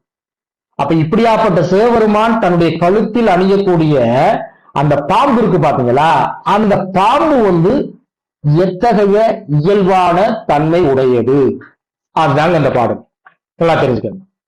இப்ப பாட்டை பாருங்க, பத்தி தகட்ட. பத்தி தகட்ட. பத்தினா ஒண்ணும் கிடையாது. பத்தினா என்னது? நம்ம கூட பள்ளி மாணாக்கர்களுக்கு வந்து என்ன தம்பி இப்படி எழுதுற, ஒரு பத்தி பத்தியா எழுது, ஒரு புரியும்படி எழுத வேணாமா? இந்த பத்தி தகட்ட, பத்தினா ஒண்ணும் கிடையாதுங்க. அந்த பாம்பினுடைய அந்த அடிவயிற்று பகுதியில் இருக்கக்கூடிய என்னது அந்த கோடுகள் இருக்கு பாத்தீங்களா, அதுதான் பத்தி தகட்ட. ஒழுங்குற அமைந்த கோடுகள் பொருந்திய வயிறை உடையன என்னது? இந்த நல்ல பாம்பு. இந்த கூட எழுதிக்கங்க. அதாவது வந்து அந்த இருக்கு பாத்தீங்க அப்படின்னா பனிந்தா பாம்பு, இங்க வந்து எந்த பாம்புனா நல்ல பாம்பு. நல்லா தெரிஞ்சுங்க. அப்ப ஒண்ணு வந்து என்ன பார்த்திருக்கோம், பத்தி தகட்ட, ஒழுங்குற மிக நேர்த்தியாக அமைந்த கோடுகள் பொருந்திய வயிற்றை உடையன என்னது? பின்னாடி எழுதிக்கங்க, நல்ல பாம்பு. சரி, பாம்பு வச்சுக்க. அடுத்து கரை மிடற்ற. கரை மிடற்ற. இந்த இருக்கு கரை அப்படின்னா ஒவ்வொரு இடங்களிலும் ஒவ்வொரு பொருள் வரும். கரை என்பதற்கு அழுக்குன்ற ஒரு பொருள் இருக்கு, கரை என்பதற்கு குற்றம் அப்படின்ற பொருள் இருக்கு, கரை என்பதற்கு துன்பம் அப்படின்ற பொருள் இருக்கு. இங்க என்ன பொருள் அப்படின்னா நஞ்சு. எல்லாத்துக்கு கரை மிடற்ற. அது மட்டும் கிடையாது, பாம்போட கழுத்துல என்ன இருக்கும்? அந்த சிவபெருமான் வந்து பாம்பா பணியக்கூடிய அந்த நல்ல பாம்பினுடைய கழுத்துல வந்து பாருங்க, நஞ்சு நிறைந்ததால் ஆகிய கரிய நிறமுடைய கழுத்தை உடையன. அதனாலதான் பாம்பு கொத்திருச்சுன்னா நம்ம உடல் இருக்கு பாத்தீங்களா, அது வந்து பாத்தீங்கன்னா கருமை நிறைமுடையதாக வந்து மாறிடும். ஏன்னா பாம்பினுடைய நஞ்சு என்னது? அதான் நஞ்சு நிறைந்திருத்ததால் ஆகிய கரிய நிறமுடைய கழுத்தை உடையன. எது? அந்த பாம்பு. அடுத்து பாருங்க, பைவிரியும் துத்தி. பைவிரியும் துத்தி. பை அப்படின்னா ஒண்ணும் கிடையாதுங்க. அதாவது வந்து அந்த படம், அந்த பாம்பினுடைய படம் இருக்கு பாத்தீங்களா, என் நல்ல பாம்பு உலகத்திலேயே படம் எடுக்கக்கூடிய ஒரே பாம்பு நல்ல பாம்பு தான். வேற ஏதாச்சும் பாம்பு சொல்லி இருக்கிறோமா? கண்டிப்பா இல்ல. பை விரியும் துத்தி அப்படின்னா அந்த இடத்துல வந்து அதாவது வந்து படம் எடுக்கக்கூடிய விரிந்த படத்தில் பிறையை ஒத்த என்னது புள்ளிகளை, துத்தின்னா அந்த இடத்துல ஒண்ணும் கிடையாதுங்க, புள்ளி. துத்தின்னா புள்ளி. அந்த விரியக்கூடிய அந்த படத்துல வந்து என்னது புள்ளிகளை பெற்றிருப்பன எது? நல்ல பாம்புகள். அடுத்து 4 பாருங்க, மன்னிக்க 4 கவைனா. இந்த இருக்கும் பாத்தீங்கன்னா கவைனா துளை ஈற்றேன் இருக்குங்களா, கவைனா அப்படின்னா அந்த இடத்துல நல்லா பாருங்க, கவைண்டா பிளவுங்க. பாம்புடைய நாக்கு வந்து பிளவுபட்டது. நம்முடைய நாக்கு வந்து ஒரேதா இருக்கும், பாம்புடைய நாக்கு வந்து அடியிலிருந்து வரும் பொழுது ஒரே மாதிரி வரும், மேலே வரும் பொழுது பிளவுபட்டு காணப்படும். அப்ப கவைனா அப்படின்னா இரண்டாக பிளவுபட்ட நாக்கை உடையன. அடுத்து துளை ஈற்ற, அது மட்டும் கிடையாது. இந்த பாம்பு இருக்கு பாத்தீங்களா, பாம்புடைய பற்கள் வந்து ஒரு விதமா இருக்கும். அந்த பாம்பினுடைய அந்த பல்லு இருக்குல்லங்க, நுண்ணிய துளைகளுடைய பல்லா இருக்கும். அந்த துளைகளுக்குள்ள இருந்துதான் அந்த நஞ்சு வந்து பாத்தீங்கன்னா விஷத்தை, அந்த தன்னுடைய இரையை வந்து கொத்தும் பொழுது அந்த பல்லை வந்து அழுத்தும் பொழுது என்ன ஆகும்னா அப்படியே அந்த நஞ்சு வந்து உள்ள போகும். இங்கதான் அப்ப பாருங்க, துளை எயிற்ற, எயிற்றுன்னா ஒண்ணும் கிடையாதுங்க, அந்த பல்லு. எயிற்று அதனாலே வந்து பல்லுங்க. பாருங்க, துளை எயிற்ற அதாவது வந்து பிற உயிர்களை வந்து கொள்வதற்காண்டி, நஞ்சை செலுத்துவதற்காண்டி வந்து நுண்ணிய துளைகளை கொண்ட பற்களை உடையன எது? இந்த நல்ல பாம்புகள். அப்ப சிவபெருமானின் கழுத்தில் சூழ்ந்திருக்கக்கூடிய அந்த நல்ல பாம்பினுடைய இயல்பு தன்மைகளை உள்ளது உள்ளபடி இங்கு சொன்னதுனால இது வந்து சாதி தன்மை அணி. பாத்துக்கோங்க. சரி, அடுத்து பாருங்க தொழில் தன்மை அணி. பாருங்க, தொழில், இதுவும் ரொம்ப ஒரு அருமையான இதனுடைய அதனுடைய கருத்து பொருண்மை என்னன்னு சொன்னேன் நான் வந்து. சரிங்களா? பாருங்க, தொழிலில் உள்ள பல்வேறு தன்மைகளை உள்ளபடி அழகுபடுத்தி கூறுவது என்னது? தொழில் தன்மை. இந்த இருக்கு தன்மை அப்படின்றது தன்மை அணிந்தே போட்டுக்கணும். அதாவது தொழில் தன்மை அணிந்தே போடலாம். சரி, இந்த உலகத்தில் இருக்கக்கூடிய எல்லா பொருளுக்கும் தொழில் இருக்குன்னு சொல்ல முடியாது. ஆனா உயிருள்ள பொருள்களுக்கு தொழில் உண்டு. அது உயர்நிலையாக இருக்கலாம், அக்னிலையாக கூட இருக்கலாம். இப்ப மாநிலர்களாகிய நமக்கு என்ன இருக்கு? தொழில் உண்டு. ஒரு வண்டுக்கு தொழில் உண்டு. இங்க எந்த வண்டு, எப்படியாப்பட்ட வண்டு, எதை சூழக்கூடிய வண்டு, அத்தகைய வண்டினுடைய பல்வேறு தொழில்களை வந்து உள்ளது உள்ளபடி அதோடைய இயல்புத்தன்மை மாறாம அப்படியே சொல்றதுனால இது என்னது? தொழில் தன்மை அணி. தலைப்புலே விதை இருக்கும். யாருடைய எத்தனையோ பொருள்களுடைய தொழில சொல்லலாம், இங்க வந்து வண்டினுடைய தொழில சொல்றாங்க. நல்லா பாருங்க, இங்கேயும் வந்து நம்ம வந்து பொருள் வந்து எப்படி நம்ம வந்து சொல்றோம்னு பாருங்க. முதல்ல வந்து பாருங்க, பாருங்க, சூழ்ந்து முரன்று அணவி வாசம் துதைந்து ஆடி தாழ்ந்து மதுமுகர்ந்து தாது அருந்தும் வீழ்ந்த பெரும் பாசத்தார் நீங்கா பரஞ்சுடரின் பைங்கொன்றை வாசத்தார் நீங்காத வண்டு. இந்த இருக்கு வாசத்தார் அப்படின்னா வாசங்களை உடையவங்கள் கிடையாதுங்க. கார் என்பதற்கு ஒரு பொருள் வந்து என்னது? உண்டு. என்ன பொருள் உண்டு? மாலை அப்படின்ற ஒரு பொருள் உண்டு. இங்கேயும் நம்ம வந்து என்ன பண்ணணும்னா பொருளை வந்து நம்ம வந்து இங்க இருந்து பார்க்கணும். நல்லா தெரிஞ்சுக்கோங்க. பாருங்க, வீழ்ந்த பெரும் பாசத்தார், வீழ்ந்த பெரும் பாசத்தார். நல்லா கவனிங்க. இந்த இடத்துல வந்து ஒரு பொருள் பாருங்க, இதை சொல்லிட்டு உங்களுக்கு வழங்குறேன். பாசமாகிய ஆணவ மலத்திலிருந்து நீங்கியவர்கள் யாரு? முக்தர்கள்னா ஒண்ணும் கிடையாதுங்க, முக்தி அடைந்தவர்கள். இந்த உலகத்துல எல்லாராலும் முக்தி அடைய முடியாது. இப்ப நம்ம எல்லாருமே ஏதோ ஒரு பற்றுல வந்து நம்ம வந்து என்ன பண்ணியிருப்போம்? வீழ்ந்து கிடப்போம். அதான் என்ன சொல்றாங்க பாருங்க, வீழ்ந்த பெரும் பாசத்தார். பாசமாகிய அந்த ஆணவ மலம் என்று சொல்லக்கூடிய அந்த உலகத்தில் இருக்கக்கூடிய அந்த பொய்யான ஒரு பற்று என்று சொல்லக்கூடிய அந்த ஆசையிலிருந்து நீங்கியவர்கள் தான் யாருன்னு பார்த்தீங்க அப்படின்னா முக்தர்கள், முக்தி அடைந்தவர்கள், துறவிகள். அவ்வளவு சாதாரணமா யாரும் முக்தி அடைய முடியாது. முற்றும் துறந்தவர்கள் சொல்லுவாங்க. இந்த உலகத்தில் இருக்கக்கூடிய எல்லா விதமான இன்பங்களை துறந்தவர்களுக்கு பேரு தான் முற்றும் துறந்த என்னது முனிவர்கள். இங்க முக்தர்கள் அப்படின்னா முற்றும் துறந்தவர்கள். பாத்தீங்க. அடுத்து பாருங்க, நீங்கா பரஞ்சுடரின் பைங்கொன்றை வாசத்தார். நீங்கா பரஞ்சுடரின் அப்படின்னா அந்த முக்தர்கள் இருக்காங்க பாத்தீங்களா, அவர்களை விட்டு நீங்காதவன் பரஞ்சோதியாக விளங்கும் சிவபெருமான். ஏன் அந்த முக்தி பெற்ற அந்த துறவிகளை ஏன் சிவபெருமான் விட்டு நீங்கல அப்படின்னா, அவர்கள் தன்னையே உலகமாக நினைத்து, அதாவது பரஞ்சோதியாகிய சிவபெருமானையே தன்னுடைய உலகமாக நினைத்து தவ வாழ்க்கை மேற்கொள்றதுனால சிவபெருமான் அவர்களை விட்டு நீங்காதவன் அப்படின்னு சொல்ல வர்றாங்க. பரஞ்சோதியாக விளங்கும் சிவபெருமான். அடுத்து பாருங்க, சிவபெருமான் அடுத்து வாசத்தார் நீங்காத வண்டு. அடுத்து பாருங்க, அத்தகைய சிவபெருமான் இருக்கு பாத்தீங்களா, அந்த சிவபெருமான நறுமணத்தை உடைய பசுமையாகிய கொன்றை மலரை சூடியவன் தான் யாரு? இந்த ஒரு இதுக்கு ஒரு அர்த்தம் இருக்குங்க. வாசத்தார் அப்படின்னா சிவபெருமானுக்கு இன்னொரு கொன்றை வேந்தன் சொல்லுவாங்க. நீங்க ஆத்து நம்ம ஔவையார் எழுதியது. ஏன் கொன்றை வேந்தன் சொல்றாங்க? கொன்றை மலரை சூடியதுனால அங்க கொன்றை வேந்தன். அப்ப கொன்றை பூவை சூடியவன் தான் இங்க யாருன்னு பாத்தீங்கன்னா சிவபெருமான். நல்லா கவனிங்க.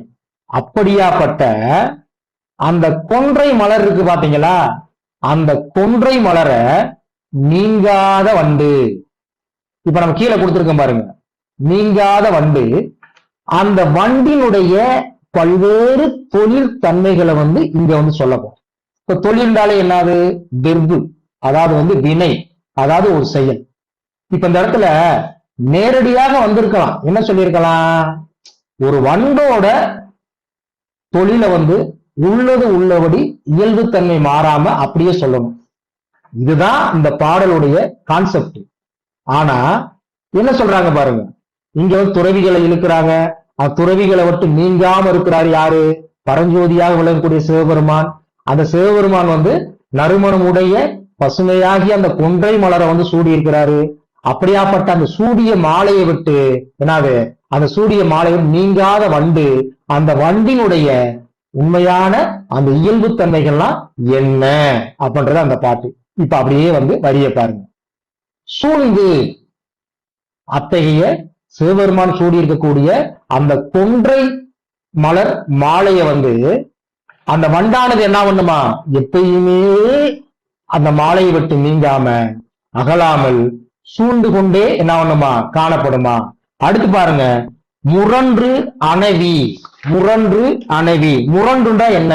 முழங்கின்ற அர்த்தம். நல்லா தெரிஞ்சுக்கணும். முரன்று அணவி அப்படின்னா கூடி. அந்த மலர் மாலையை அருகில போய் கூடி ஒரு விதமான அந்த ரீங்கார வாசை, அந்த ரீங்கார ஓசை இருக்கு பாத்தீங்களா, அந்த ஓசைய எடுமா. அப்ப ஓசை என்னது? ஒரு தொழில். அப்ப வண்டியினுடைய அந்த ரீங்காரம்ன்றது இந்த உலகத்துல என்னது? அது இல்லாததா அல்ல இயல்புக்கு மாறானதா? இல்ல, அது உள்ளது உள்ளபடி அதோட தொழில். அடுத்து வாசம் துதைந்து. அந்த இப்போ ஒரு வண்டு எப்படி வருது? ஒரு மலரை எப்படி பாக்குது? அதோட வாசத்தை துதைந்து அப்படின்னா நுகர்ந்து. உண்மையிலேயே இந்த இடத்துல என்ன பண்ண தெரியுங்களா? இந்த சூழ்ந்துன்றது தொழில், முரண்டுன்றது தொழில், துதைந்துன்றது தொழில், அதுக்கப்புறம் ஆடி தாழ்ந்துன்றது தொழில், நுகர்ந்துன்றது தொழில், அருந்துன்றது தொழில். அப்ப இந்த மாதிரி அந்த வார்த்தையை நம்ம நல்லா கவனிச்சுக்கிறோம். அப்ப வாசம் துதைதுண்டா அந்த கொன்றை மலருடைய அந்த வாசத்தை என்னது என்னது அது என்னது நுகருது. அப்ப தொழில். அடுத்து ஆடி தாழ்ந்து. அந்த மலர்ல ஆடினா ஒண்ணும் கிடையாதுங்க. இப்ப நம்ம ஒண்ணும் இல்ல, தரையில நிக்கிறோம்.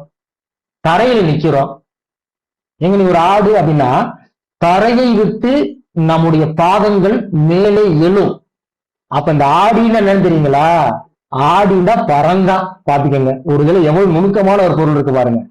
ஆடி தாழ்ந்துன்னா அந்த மலரை விட்டு மேல பறக்கிறது, மறுபடியும் என்ன பண்றது? தாழ்ந்துன்னா மறுபடியும் அமர்றது. அப்ப பறக்கிறது, தாழ்றது, அதுதான் ஒரு தொழில். அடுத்து மது நுகர்ந்து, மதுண்டா தேன். இன்னைக்கு மது என்பது நீங்க மொழி வரலாறு படிச்சிருப்பீங்க. சொற்பொருள் மாற்றம் நல்லா தெரிஞ்சுக்கங்க. இத கூட தேர்வுல கேட்கலாம். என்னய்யா இதை எப்படியா கேட்பாங்க அப்படின்னா, ஏங்க 2017 ஒரு கேள்வி கேட்டிருந்தாங்க.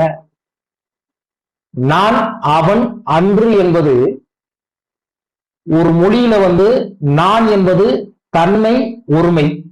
இங்க நான் என்பது ஆணையும் குறிக்கலாம், பெண்ணையும் குறிக்கலாம். ஏன்னா தன்மையும் முன்னிலையும் பால் காட்டாது. இப்ப நான்டா கண்டிப்பா ஆணாவும் இருக்கலாம், பெண்ணாவும் இருக்கலாம். நீ அப்படின்னா இதெல்லாம் இலக்கணங்க. நீ அதாவது யூ அப்படின்னா முன்னாடி இருக்கிறவங்க ஆணாவும் இருக்கலாம், பெண்ணாவும் இருக்கலாம். ஆனா படற்கையை பொறுத்த வரைக்கும் அப்படி கிடையாது. படற்கை பால் உணர்த்தும். இதெல்லாம் நன்னூல்ல முதல்ல இதுல சொல்லதிகாரத்துல வரக்கூடிய நோட்பா. இங்க நல்லா கவனிங்க. இது எப்படி கேட்பாங்க சொல்றேன் பாருங்க. 2017 அதாவது இக்கால சொற்றொடர் அமைப்புன்னு கொடுத்து கேட்டிருந்தாங்க. நான், அவன், இல்லை. உண்மையிலே இல்லை என்றது தவறு. ஏன்னா இல்லைன்றது யாருக்கு சொல்லுவோம்? அக்கிரணிக்கு சொல்லுவோம். அது இல்லை, இது இல்லைன்னு சொல்லுவோம். அப்ப நான், அவன், அன்று என்பது சொல்றதுதான் மிக சரியானது. சரிங்களா? அப்ப இந்த இடத்துல கூட பாருங்க, அந்த மாதிரி மொழி வரலாறு கேட்டிருந்தாங்க. இதை ஏன்னா மொழி வரலாறு உங்களுக்கு சொற்பொருள் மாற்றம். உயர்பொருள் பேரு, இழிபொருள் பேரு. ஒரு காலத்துல உயர்வாக சொல்லப்பட்டது, இன்னைக்கு இழிவாக சொன்னா அதுக்கு பேர் என்னது? இழிபொருள் பேரு. இதுதான் நம்ம படிக்கிறது. நம்ம எங்க படிச்சோமோ நம்ம ஒரு இடத்துல நம்ம ஒப்பிட்டு பார்க்கணும். நீங்க போட்டித் தேர்வை பொறுத்த வரைக்கும் நம்ம ஒரு இயலை படிச்சுட்டு நம்ம ஐயோ புரியலையே, இதுல என்ன சொல்ல வர்றாங்க. மொழி வரலாறுக்கு இலக்கணத்துக்கு தொடர்பு இருக்கும். மொழி வரலாறு இலக்கணத்துக்கு இலக்கியத்துக்கு தொடர்பு இருக்கும். மொழி வரலாறு இலக்கணம், இலக்கியம், திறனாய்வுக்கு தொடர்பு இருக்கும். எல்லாத்துக்குமே ஒரு தொடர்பு இருக்கும். நீங்க நாடகம் படிக்கிறப்ப அங்க சில தொடர்பு இருக்கும். கலா பாருங்க. அப்ப மது என்பது உண்மையிலே அன்றைய பொருள்ல மதுண்ட தேன்க. சரிங்களா? அது உயர் பொருள் பேரு. ஆனா இன்னைக்கு என்னது? மதுண்ட என்னது? இன்னைக்கு இழி பொருள் பேரு. நல்லா தெரிஞ்சுக்கங்க. வீதி வீதிக்கு மதுக்கடை. பாத்துக்கங்க. இதுதான் நம்ம ஒரு புரிதல். இதெல்லாம் சேர்ந்ததுதான் மொழி வரலாறு. ஒரு மொழி காலத்திற்கு ஏற்றார் போல ஒரு சொல்லு கூட ஒரு சொற்பொருள் மாற்றத்துல எப்படி உருவாகுது, அதுதான். அடுத்து பாருங்க. அப்ப மது நுகர்ந்து, மதுண்டா என்னது? அது தேனை என்ன ஒண்ணுதான்? நுகருதான். அடுத்து தாது அருந்தும். தாதுன்னா என்னது? மகரந்த தாதுக்களை அது என்ன பண்ணுது? நம்ம மகரந்த சேர்க்கையெல்லாம் கேள்விப்பட்டிருப்போம். இன்னைக்கு நம்ம நிறைய ஒரு இடத்துல இருக்கக்கூடிய ஒரு செடி பல இடங்கள்ல அது அதோடைய அத இனங்கள் வளர்வதற்கு காரணம் என்னன்னா இந்த மகரந்த துகளுடைய செயற்கை தான். தாது அருந்தும் பாத்தீங்க, இதுதாங்க. அப்ப இதெல்லாம் நான் கொஞ்சம் பொருள் சொல்றதே உங்களுக்கு வித்தியாசமா சொல்லி. இது மட்டும் கிடையாதுங்க. நீங்க தண்டி அலங்காரத்துக்குள்ள உள்ள நீங்க போனீங்கன்னு வச்சுக்கோங்க, நேரடியா நீங்க பாத்தீங்கன்னா பொருள்லாம் சொல்ல முடியாது. என்கிட்ட படிக்கிற மாட சொன்னாங்க, ஐயா ஒரு பாட்டை இப்படி எல்லாம் பொருள் வரும்ன்றது எனக்கு இப்பதான் தெரிஞ்சுச்சு. அதுவேங்க என்னது? அதுவேங்க பொருள்கோள்.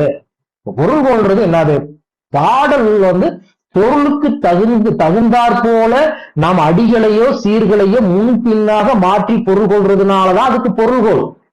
தமிழ் கற்ற ஆசிரியர்கள் இவ்வாறு பொருள் கொள்ள தெரிஞ்சாதான் நம்ம இலக்கியங்களை படிக்க முடியும். நீங்க நேரடியா வெண்பா பாட்டுல அடி சீர்வரிசை செதறி கிடக்கும், ஆசிரியர் பாட்டுல செதறி கிடக்கும். நீங்க கலிப்பாவில் நீங்க சொல்லவே வேணாம், அது எங்கெங்கேயும் செதறி கிடக்கும். அப்ப நம்ம தமிழ் நம்ம இலக்கியம் படிச்சிருக்கிறோம் அப்படின்னா இந்த மாதிரி அதுக்கு நான் படிக்கிறதுக்கு ஒரு வழிமுறை அப்படின்னு நான் சொல்லி கொடுத்திருக்கேன்.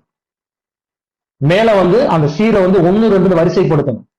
பொருள் பார்க்கிறப்ப அந்த 1, 2 பிராரை நம்ம வரிசைப்படுத்தணும். நல்லா தெரிஞ்சுக்கோங்க.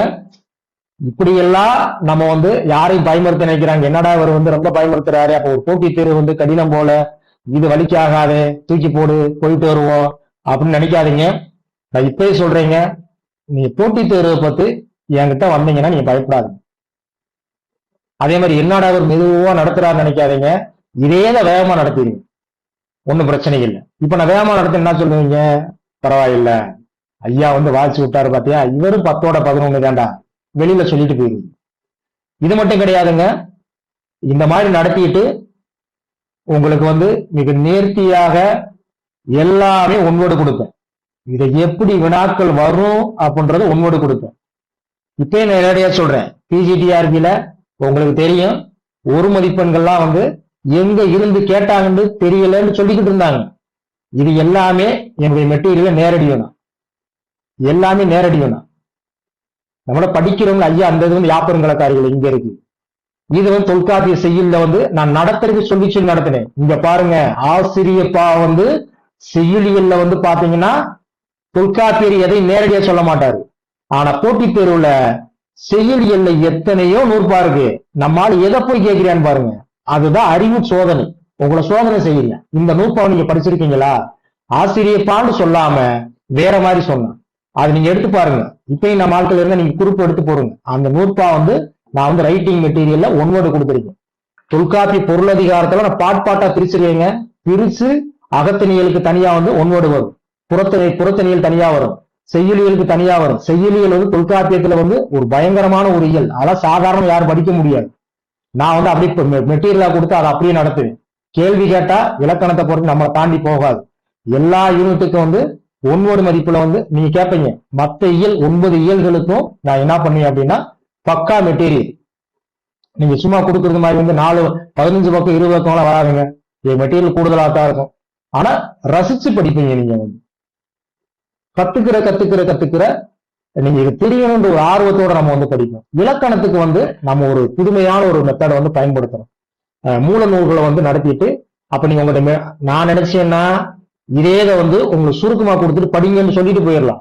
என்னுடைய நோக்கம் என்ன அப்படின்னா இலக்கணத்தை கொண்டு வந்து எப்படி கேட்டாலும் பதிலடிக்கணும், அதை கொண்டு வந்து சேர்க்கணும், அவுட்புட் வந்து கொடுக்கணும், உங்களுக்குள்ள பதியம். அதுதான் என்னுடைய நோக்கம். சரிங்க, இப்ப அப்படியே பாருங்க. இப்ப நம்ம அடுத்து பார்க்கக்கூடியது வந்து உவமையணி. நல்லா தெரிஞ்சுக்கணும். அணிகளுக்கெல்லாம் தாயணி. இந்த உவமையணி சங்க இலக்கியங்கள்லையும் ஒரு பாடல்களை நீங்க எடுத்துக்கிட்டீங்க அப்படின்னா உவமையணி தான் இங்க அதிகமாக வந்திருக்கும். அதான் சொல்லுவாங்க, அணிகளுக்கெல்லாம் என்னது தாயணி தான் உவமையணி.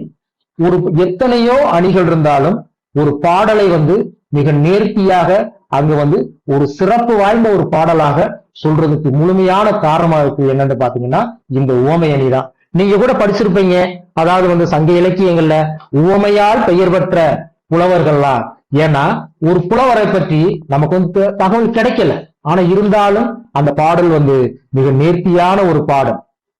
இருந்தாலும் அந்த பாடலுக்கு யாரோ ஒருவர் தெரியாத ஒரு நபரை வந்து சொந்தம் கொண்டாட வைப்பதற்கு நம் சான்றோர்கள் வந்து விரும்பல. அவங்க என்ன பண்றாங்கன்னா அந்த பாட்டுல ஒரு அழகான ஊமை தொடர் வரும் பாத்தீங்களா? யாயும் யாகியும் யாராகியரோ எந்தையும் முந்தையும் எம்முறை கேளீர் நானும் நீயும் எவ்வளி அரிதும் செம்புளப்பெயல் நீர்போல் அன்புடை நெஞ்சம். என்னது அன்புடை நெஞ்சம் தான் கலந்தனதே. ரொம்ப அருமையான ஒரு பாட்டு. உங்க அம்மா யாரு, உங்க பெற்றோர் யாரு, என்னுடைய பெற்றோர் யாருன்னு தெரியாது. உன்னுடைய தந்தை என்னுடைய தந்தை யாருன்னு தெரியாது. உன்னுடைய உறவினர் என்னுடைய உறவினர் நம்ம 2 பேருக்கு யாருன்னே தெரியாது. நீயும் நானும் என்னது எவ்வளி அறிதோம். நம்ம வந்து 2 பேருமே யாருன்னு தெரிஞ்சுக்க மாட்டோம். ஆனா இன்னைக்கு ஒரு செம்புல பெயல் நீர் போல, நீருக்கு நிறம் கிடையாது. இந்த சங்க இலக்கியம் நீங்க ஆழ்ந்து படிச்சீங்கன்னா இந்த பாடல்லாம் நீங்க எடுத்துக்கிட்டீங்கன்னா இறைச்சி பாடலுங்க, உள்ளுரை இறைச்சி எல்லாம் அவ்வளவு ஆழமான கருத்து இருக்கு. ஒரு நீருக்கு வந்து என்ன கிடையாதுங்க, நிறம் கிடையாதுங்க. ஆனா செம்மண் மண் இருக்கு பாத்தீங்களா, அந்த செம்மண்ணு தான் பெண்ணு. நீங்க ஆழ்ந்து பார்த்துட்டா அதுல அர்த்தம் பன்மடங்கு உள்ள போய்கிட்டு இருக்கும். செம்மண்ணாகிய அந்த நிலத்துல வந்து நீர் கலந்துருச்சுன்னா 2ஐயும் பிரிக்க முடியாது.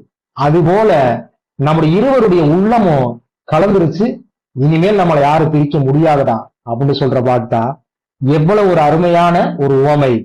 அப்ப இந்த உவமையை வந்து யாருக்காச்சும் கொடுக்கலாமா? கொடுக்க கூடாது. அதனால நம்ம அம்மா கொஞ்சம் அந்த மைக்கை மட்டும் ஆஃப் பண்ணிருங்கம்மா. கொடுக்க கூடாது. அதனால நம்ம சங்க சான்றோர்கள் தூக்கும் பொழுது என்ன பண்றாங்க அப்படின்னா செம்புல பெயல் நீரார் அப்படின்ற பெயரை வந்து மிக அருமையாக என்ன பண்றாங்க அந்த இடத்துல சூட்டுறாங்க. எதுக்கு இதை சொல்ல வரேன்னா, இந்த ஊமையணி படிக்கிறப்ப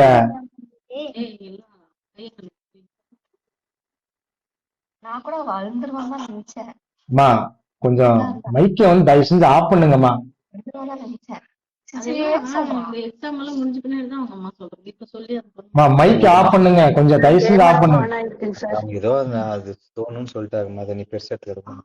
அது சித்தி எல்லாம் நம்பாத சொல்லி கேமரா பிரச்சனை இல்ல, அது ஒண்ணு. ஏன்னா வந்து நம்ம இடையூறு ஆகுதுலங்க, யாரு தவறா நினைச்சுக்கிறாதீங்க.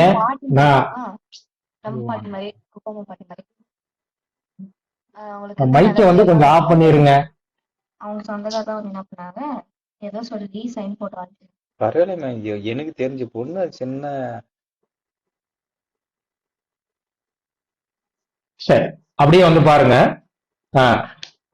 இந்த மாதிரி ஒரு தகவல்லாம் சொல்றப்ப எவ்வளவு அருமை வாய்ந்த உவமைகளா இருக்கு பாருங்க. இதை நிறைய சொல்லலாங்க. அணிலாடு முன்றிலார், கயமனார், கல்லெறி கடிகையார், செம்புல பெயல் நீரார், தேய்விரி பழங்கயிற்றியனார். ஐயா, மைக்க மறுபடியும் ஆன் பண்ணிக்கிட்டே இருக்கிறீங்க, தயவு செஞ்சு ஆஃப் பண்ணுங்க.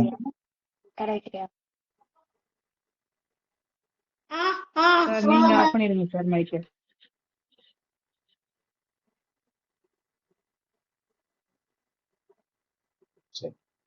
ஒரு 10 நிமிஷங்க, கொஞ்சம் கவனி.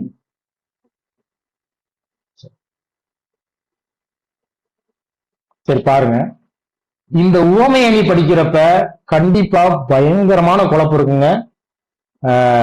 அருமையா இருக்கும். நான் நடத்துறேன், ஒண்ணும் கவலைப்படாதீங்க. அதுல சொல்லக்கூடிய தகவல்லாம் நான் படிக்கிறப்ப வந்து இப்படியெல்லாம் ஒரு தமிழ்ல ஒரு சிறப்புகள் இருக்கா, ஒப்புமைகள் இருக்கா அப்படின்வாங்க. சரி பாருங்க, ஒருவன் தான் கூற கருதிய பொருளை அதனோடு ஒப்புமை உடைய மற்றொரு பொருளோடு இயல்புப்படுத்தி கூறுவது உவமை அணி. ஒருவன்னா யாரு? ஒருவன் அப்படின்னா ஒரு கவிஞன். இப்போ ஒரு கவிஞன் வந்து ஒரு பாடலை வந்து இயற்றணும். அந்த கவிஞன் வந்து தான் சொல்லக்கூடிய அந்த தான் கூறக்கூடிய அந்த கருது இருக்கு பாத்தீங்களா, கருதிய பொருள் இருக்கு பாத்தீங்களா, அதை வந்து என்ன பண்ணணும், சிறப்பாக சொல்லணும். அப்ப அதுக்கு ஒரு சிறப்புக்குரிய ஒரு பொருளை எடுத்துக்கிட்டு வந்து என்ன பண்றது, இயல்புப்படுத்தி கூறுவது. புரியாத ஒன்றை புரிய வைப்பதற்கு இந்த உவமை அணி பயன்படுகின்றது. இப்ப நான் உங்களுக்கு எடுத்துக்காட்டு சொல்றேன்.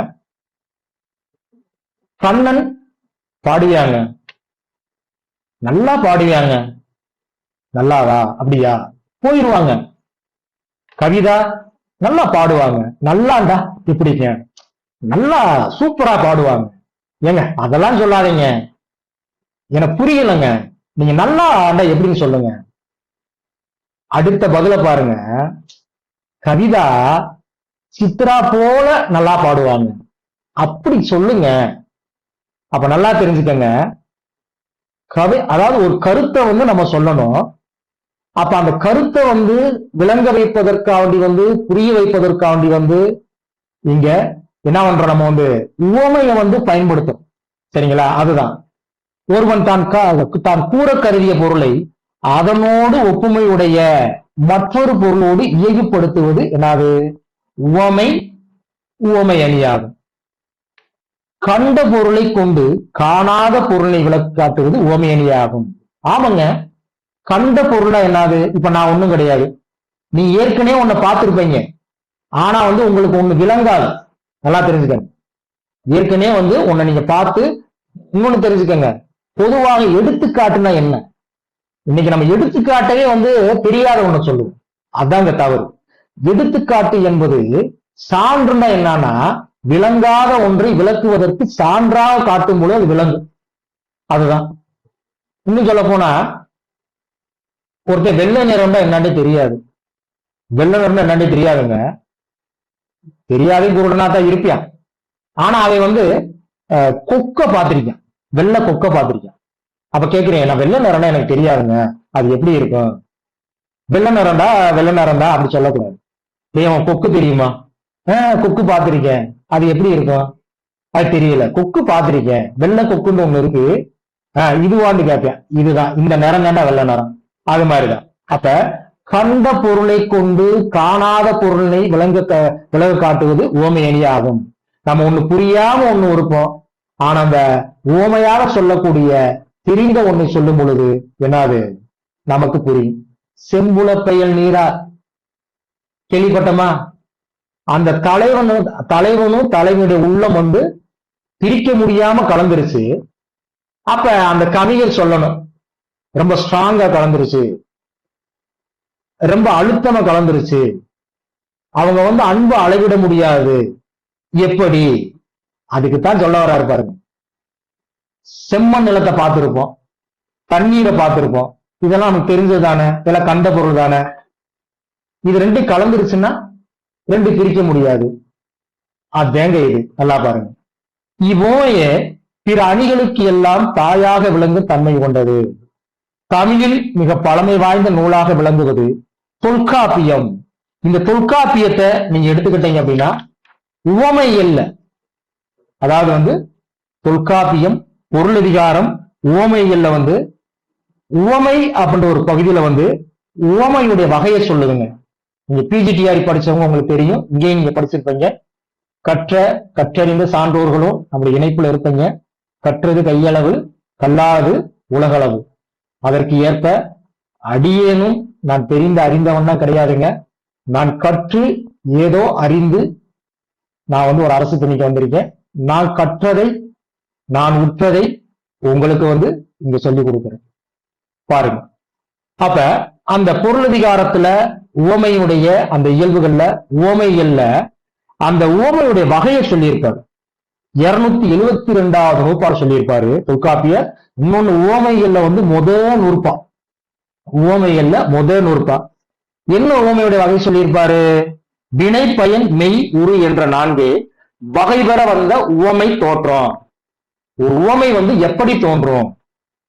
வினையால தோன்றும், பயனால தோன்றும், மெய்யால தோன்றும், உருவால தோன்றும்.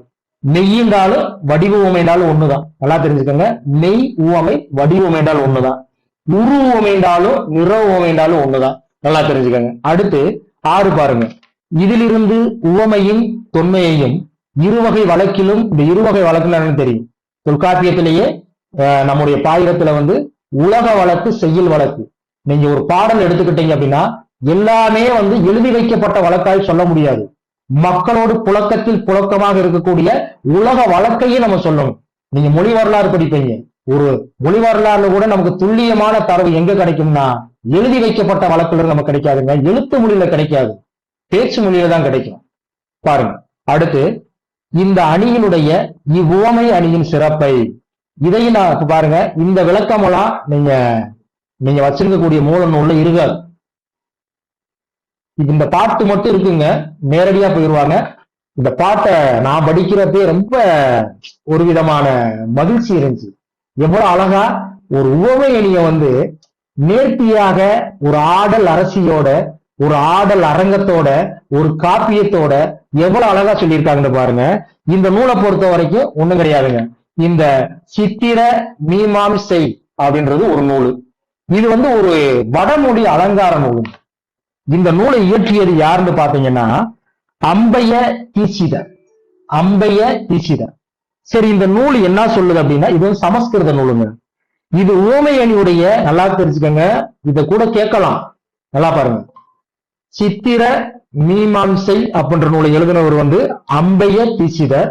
இது வந்து எந்த அணிகளை பற்றி விளக்கமாக சொல்லல, எந்த அணியை மட்டும் சொல்லுதுன்னா உவமை அணியின் சிறப்புகளை விரிவாக கூறுகின்றது. இந்த பாட்டை ஏன் உவமை அணிக்கு முன்னாடி இங்க சான்றாக காட்டணும்? இந்த பாருங்க. இப்ப நம்ம அடுத்து பார்க்கக்கூடியது வந்து உவமை அணியோட வகையை தான் என்ன பண்ண போறோம், நம்ம வந்து பார்க்க போறோம். இப்ப தலைப்பு அதுதான். அப்ப இந்த பாட்டை கொண்டு வந்து ஏன் உவமை அணிக்குள்ள சொல்லணும்? நீங்களே வந்து திருஞான சம்பந்த ஐயாவுடைய புத்தகம் வந்து நீங்க படிச்சிருப்பீங்க. நீங்களே பாக்குறப்ப எதுக்கு இந்த பாட்டை அங்க வந்து சொன்னாங்க? பாட்டை படிக்கிறப்ப புரியவும் செய்யாது. இந்த பாட்டினுடைய சாராம்சம் எவ்வளவு அழகா இருக்குன்னு பாருங்க. அதாவது வந்து உவமை என்னும் தவளரும் கூத்தி, உவமை என்னும் தவளரும் கூத்தி, அந்த உவமைய வந்து சிறப்புப்படுத்தி இந்த சித்திர மீமாம்சை நூல்ல வந்து சொல்லி இருக்கிறாங்க. அதோட தமிழ் மொழிபெயர்ப்பு தான் இந்த பாட்டு. அந்த நூல்ல இருக்கு தமிழ் மொழிபெயர்ப்பு. உவமை என்னும் தவளரும் கூத்தி. உவமை என்பது ஒரு குறையற்ற மிக சிறந்த ஆடல் அரசி போன்றதான். பாருங்க, சும்மா வந்து மாதவிக்கு வந்து ஆடல் அரசின்னு கொடுத்து விட மாட்டாங்க. அன்னைக்கு இருக்கக்கூடிய சோழ நாட்டுல வந்து நீங்க எடுத்துக்கிட்டீங்கன்னா நேர்த்தியாக எல்லா விதமான ஆடல்களையும் நம்ம மாதவி கற்றிருந்த அந்த ஆடல் வகைகள் வந்து எத்தனைங்க? 11 வித ஆடல்கள். எத்தனைங்க? 11 வித ஆடல்களை. அப்ப மாதவிக்கு வந்து தலைக்கோள் அறிவை என்று சொல்லக்கூடிய பட்டத்தையும் 1000 எண்கலந்து பொற்காசுகளையும் அவளை சாதாரணமா கொடுத்துட மாட்டாங்க. நீங்க அந்த தலை 1008 1008 மன்னிக்கணும். அது 1000 எண்ணுன்றப்ப 1008. அந்த 1008 கலந்து பொற்காசுகளை சாதாரண கொடுக்கலங்க. அந்த இது இருக்கு பாத்தீங்களா, தலைக்கோள் அறிவை, அந்த அறிவை எப்படி உருவாகுன்றதையும் நான் சொல்லியிருக்கேன். புறப்பெரும்பாமலை நடத்துறப்ப நான் சொல்லியிருக்கேன். நான் ரொம்ப சொன்னா வரலாறை பத்தி உள்ள போயிருக்கேன், அது இருக்கட்டும் ஒரு பக்கம். பாருங்க, அப்ப உவமை என்னும் தவளரும் கூத்தி, உவமை என்பது ஒரு குறையற்ற மிக சிறந்த ஆடலரசி போன்றது. அப்ப இந்த உவமைன்றது வந்து எத்தனை அணிகள் இருந்தாலும் இந்த உவமை வந்து எந்த ஒரு குறைவுமே இல்லாத ஒரு ஆடல் அரசி இருக்கிறத பாத்தீங்களா, அவளுக்கு நிகரானதான். அப்ப அந்த ஆடல் அரசி தான் உவமை, இந்த உவமை தான் ஆடல் அரசி. பாத்துக்கீங்க.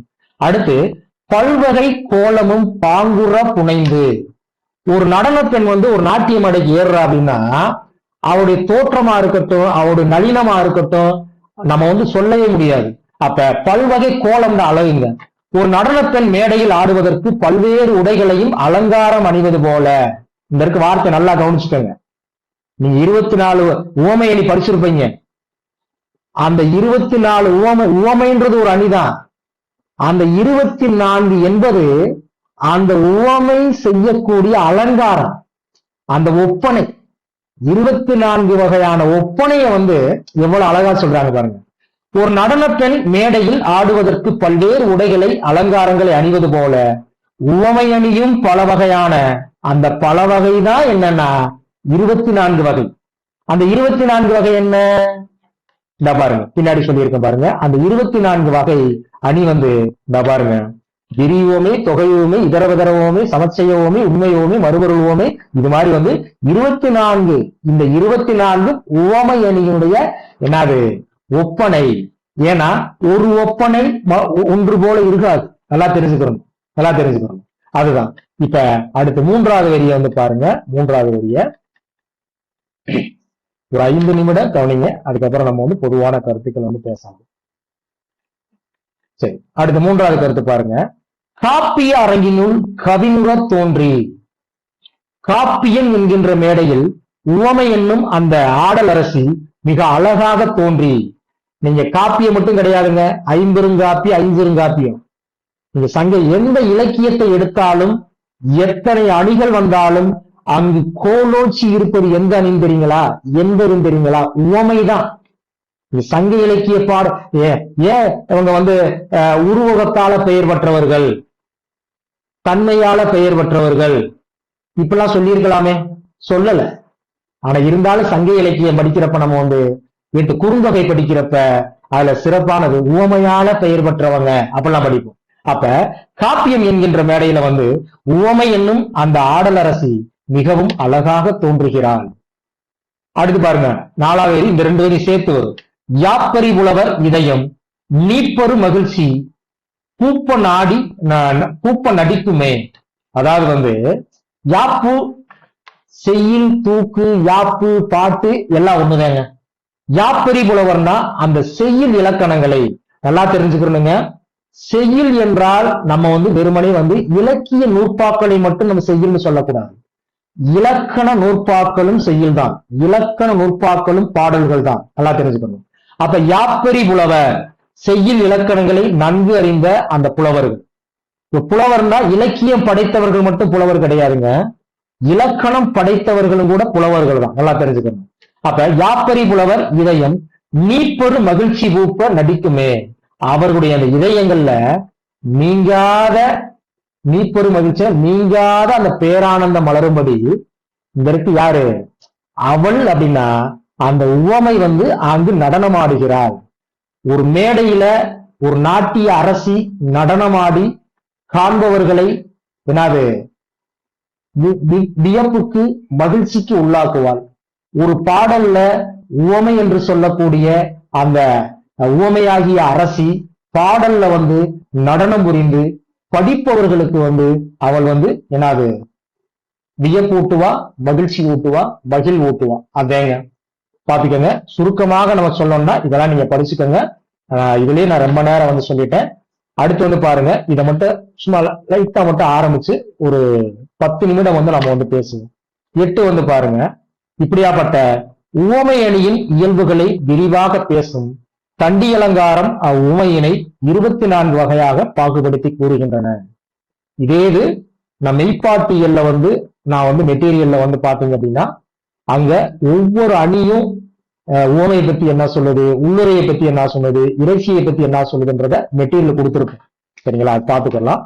சரி, உவமை அணியும் பொது இலக்கணம் பாருங்க. உவமை அணியும் பொது இலக்கணம். இப்ப நீங்க ஒரு கேள்வி கேட்கலாம். இப்ப தண்டி அலங்காரம் வந்து தொல்காப்பியத்தை மையமாக வைத்தோ இல்ல வேறு சில தமிழ் இலக்கண நூல்களை மையமாக வைத்தோ எழுதப்பட்ட நூல் அன்று இல்ல. சரிங்களா, முழுக்க முழுக்க வடமொழியில தண்டியாசிரியரால் இயற்றப்பட்ட அந்த தண்டி அலங்காரம், தண்டின்னு சொல்லக்கூடிய மன்னிக்கணும், அதாவது வந்து விரைவாக வரமாட்டேங்குது, காவிய தர்சம். காவிய தர்சம் என்ற நூலினுடைய அதை தழுவி மொழிபெயர்த்து எழுதப்பட்டதான் பாத்தீங்க அப்படின்னா என்னது நம்ம தண்டி அலங்காரம். இங்க இந்த பண்பை பத்தி படிக்கிறப்ப கேள்வி நம்ம எங்க கேட்கிறான்னு பாத்தீங்க, இந்த கேள்வி எல்லாம் கேட்டிருக்கிறாங்க.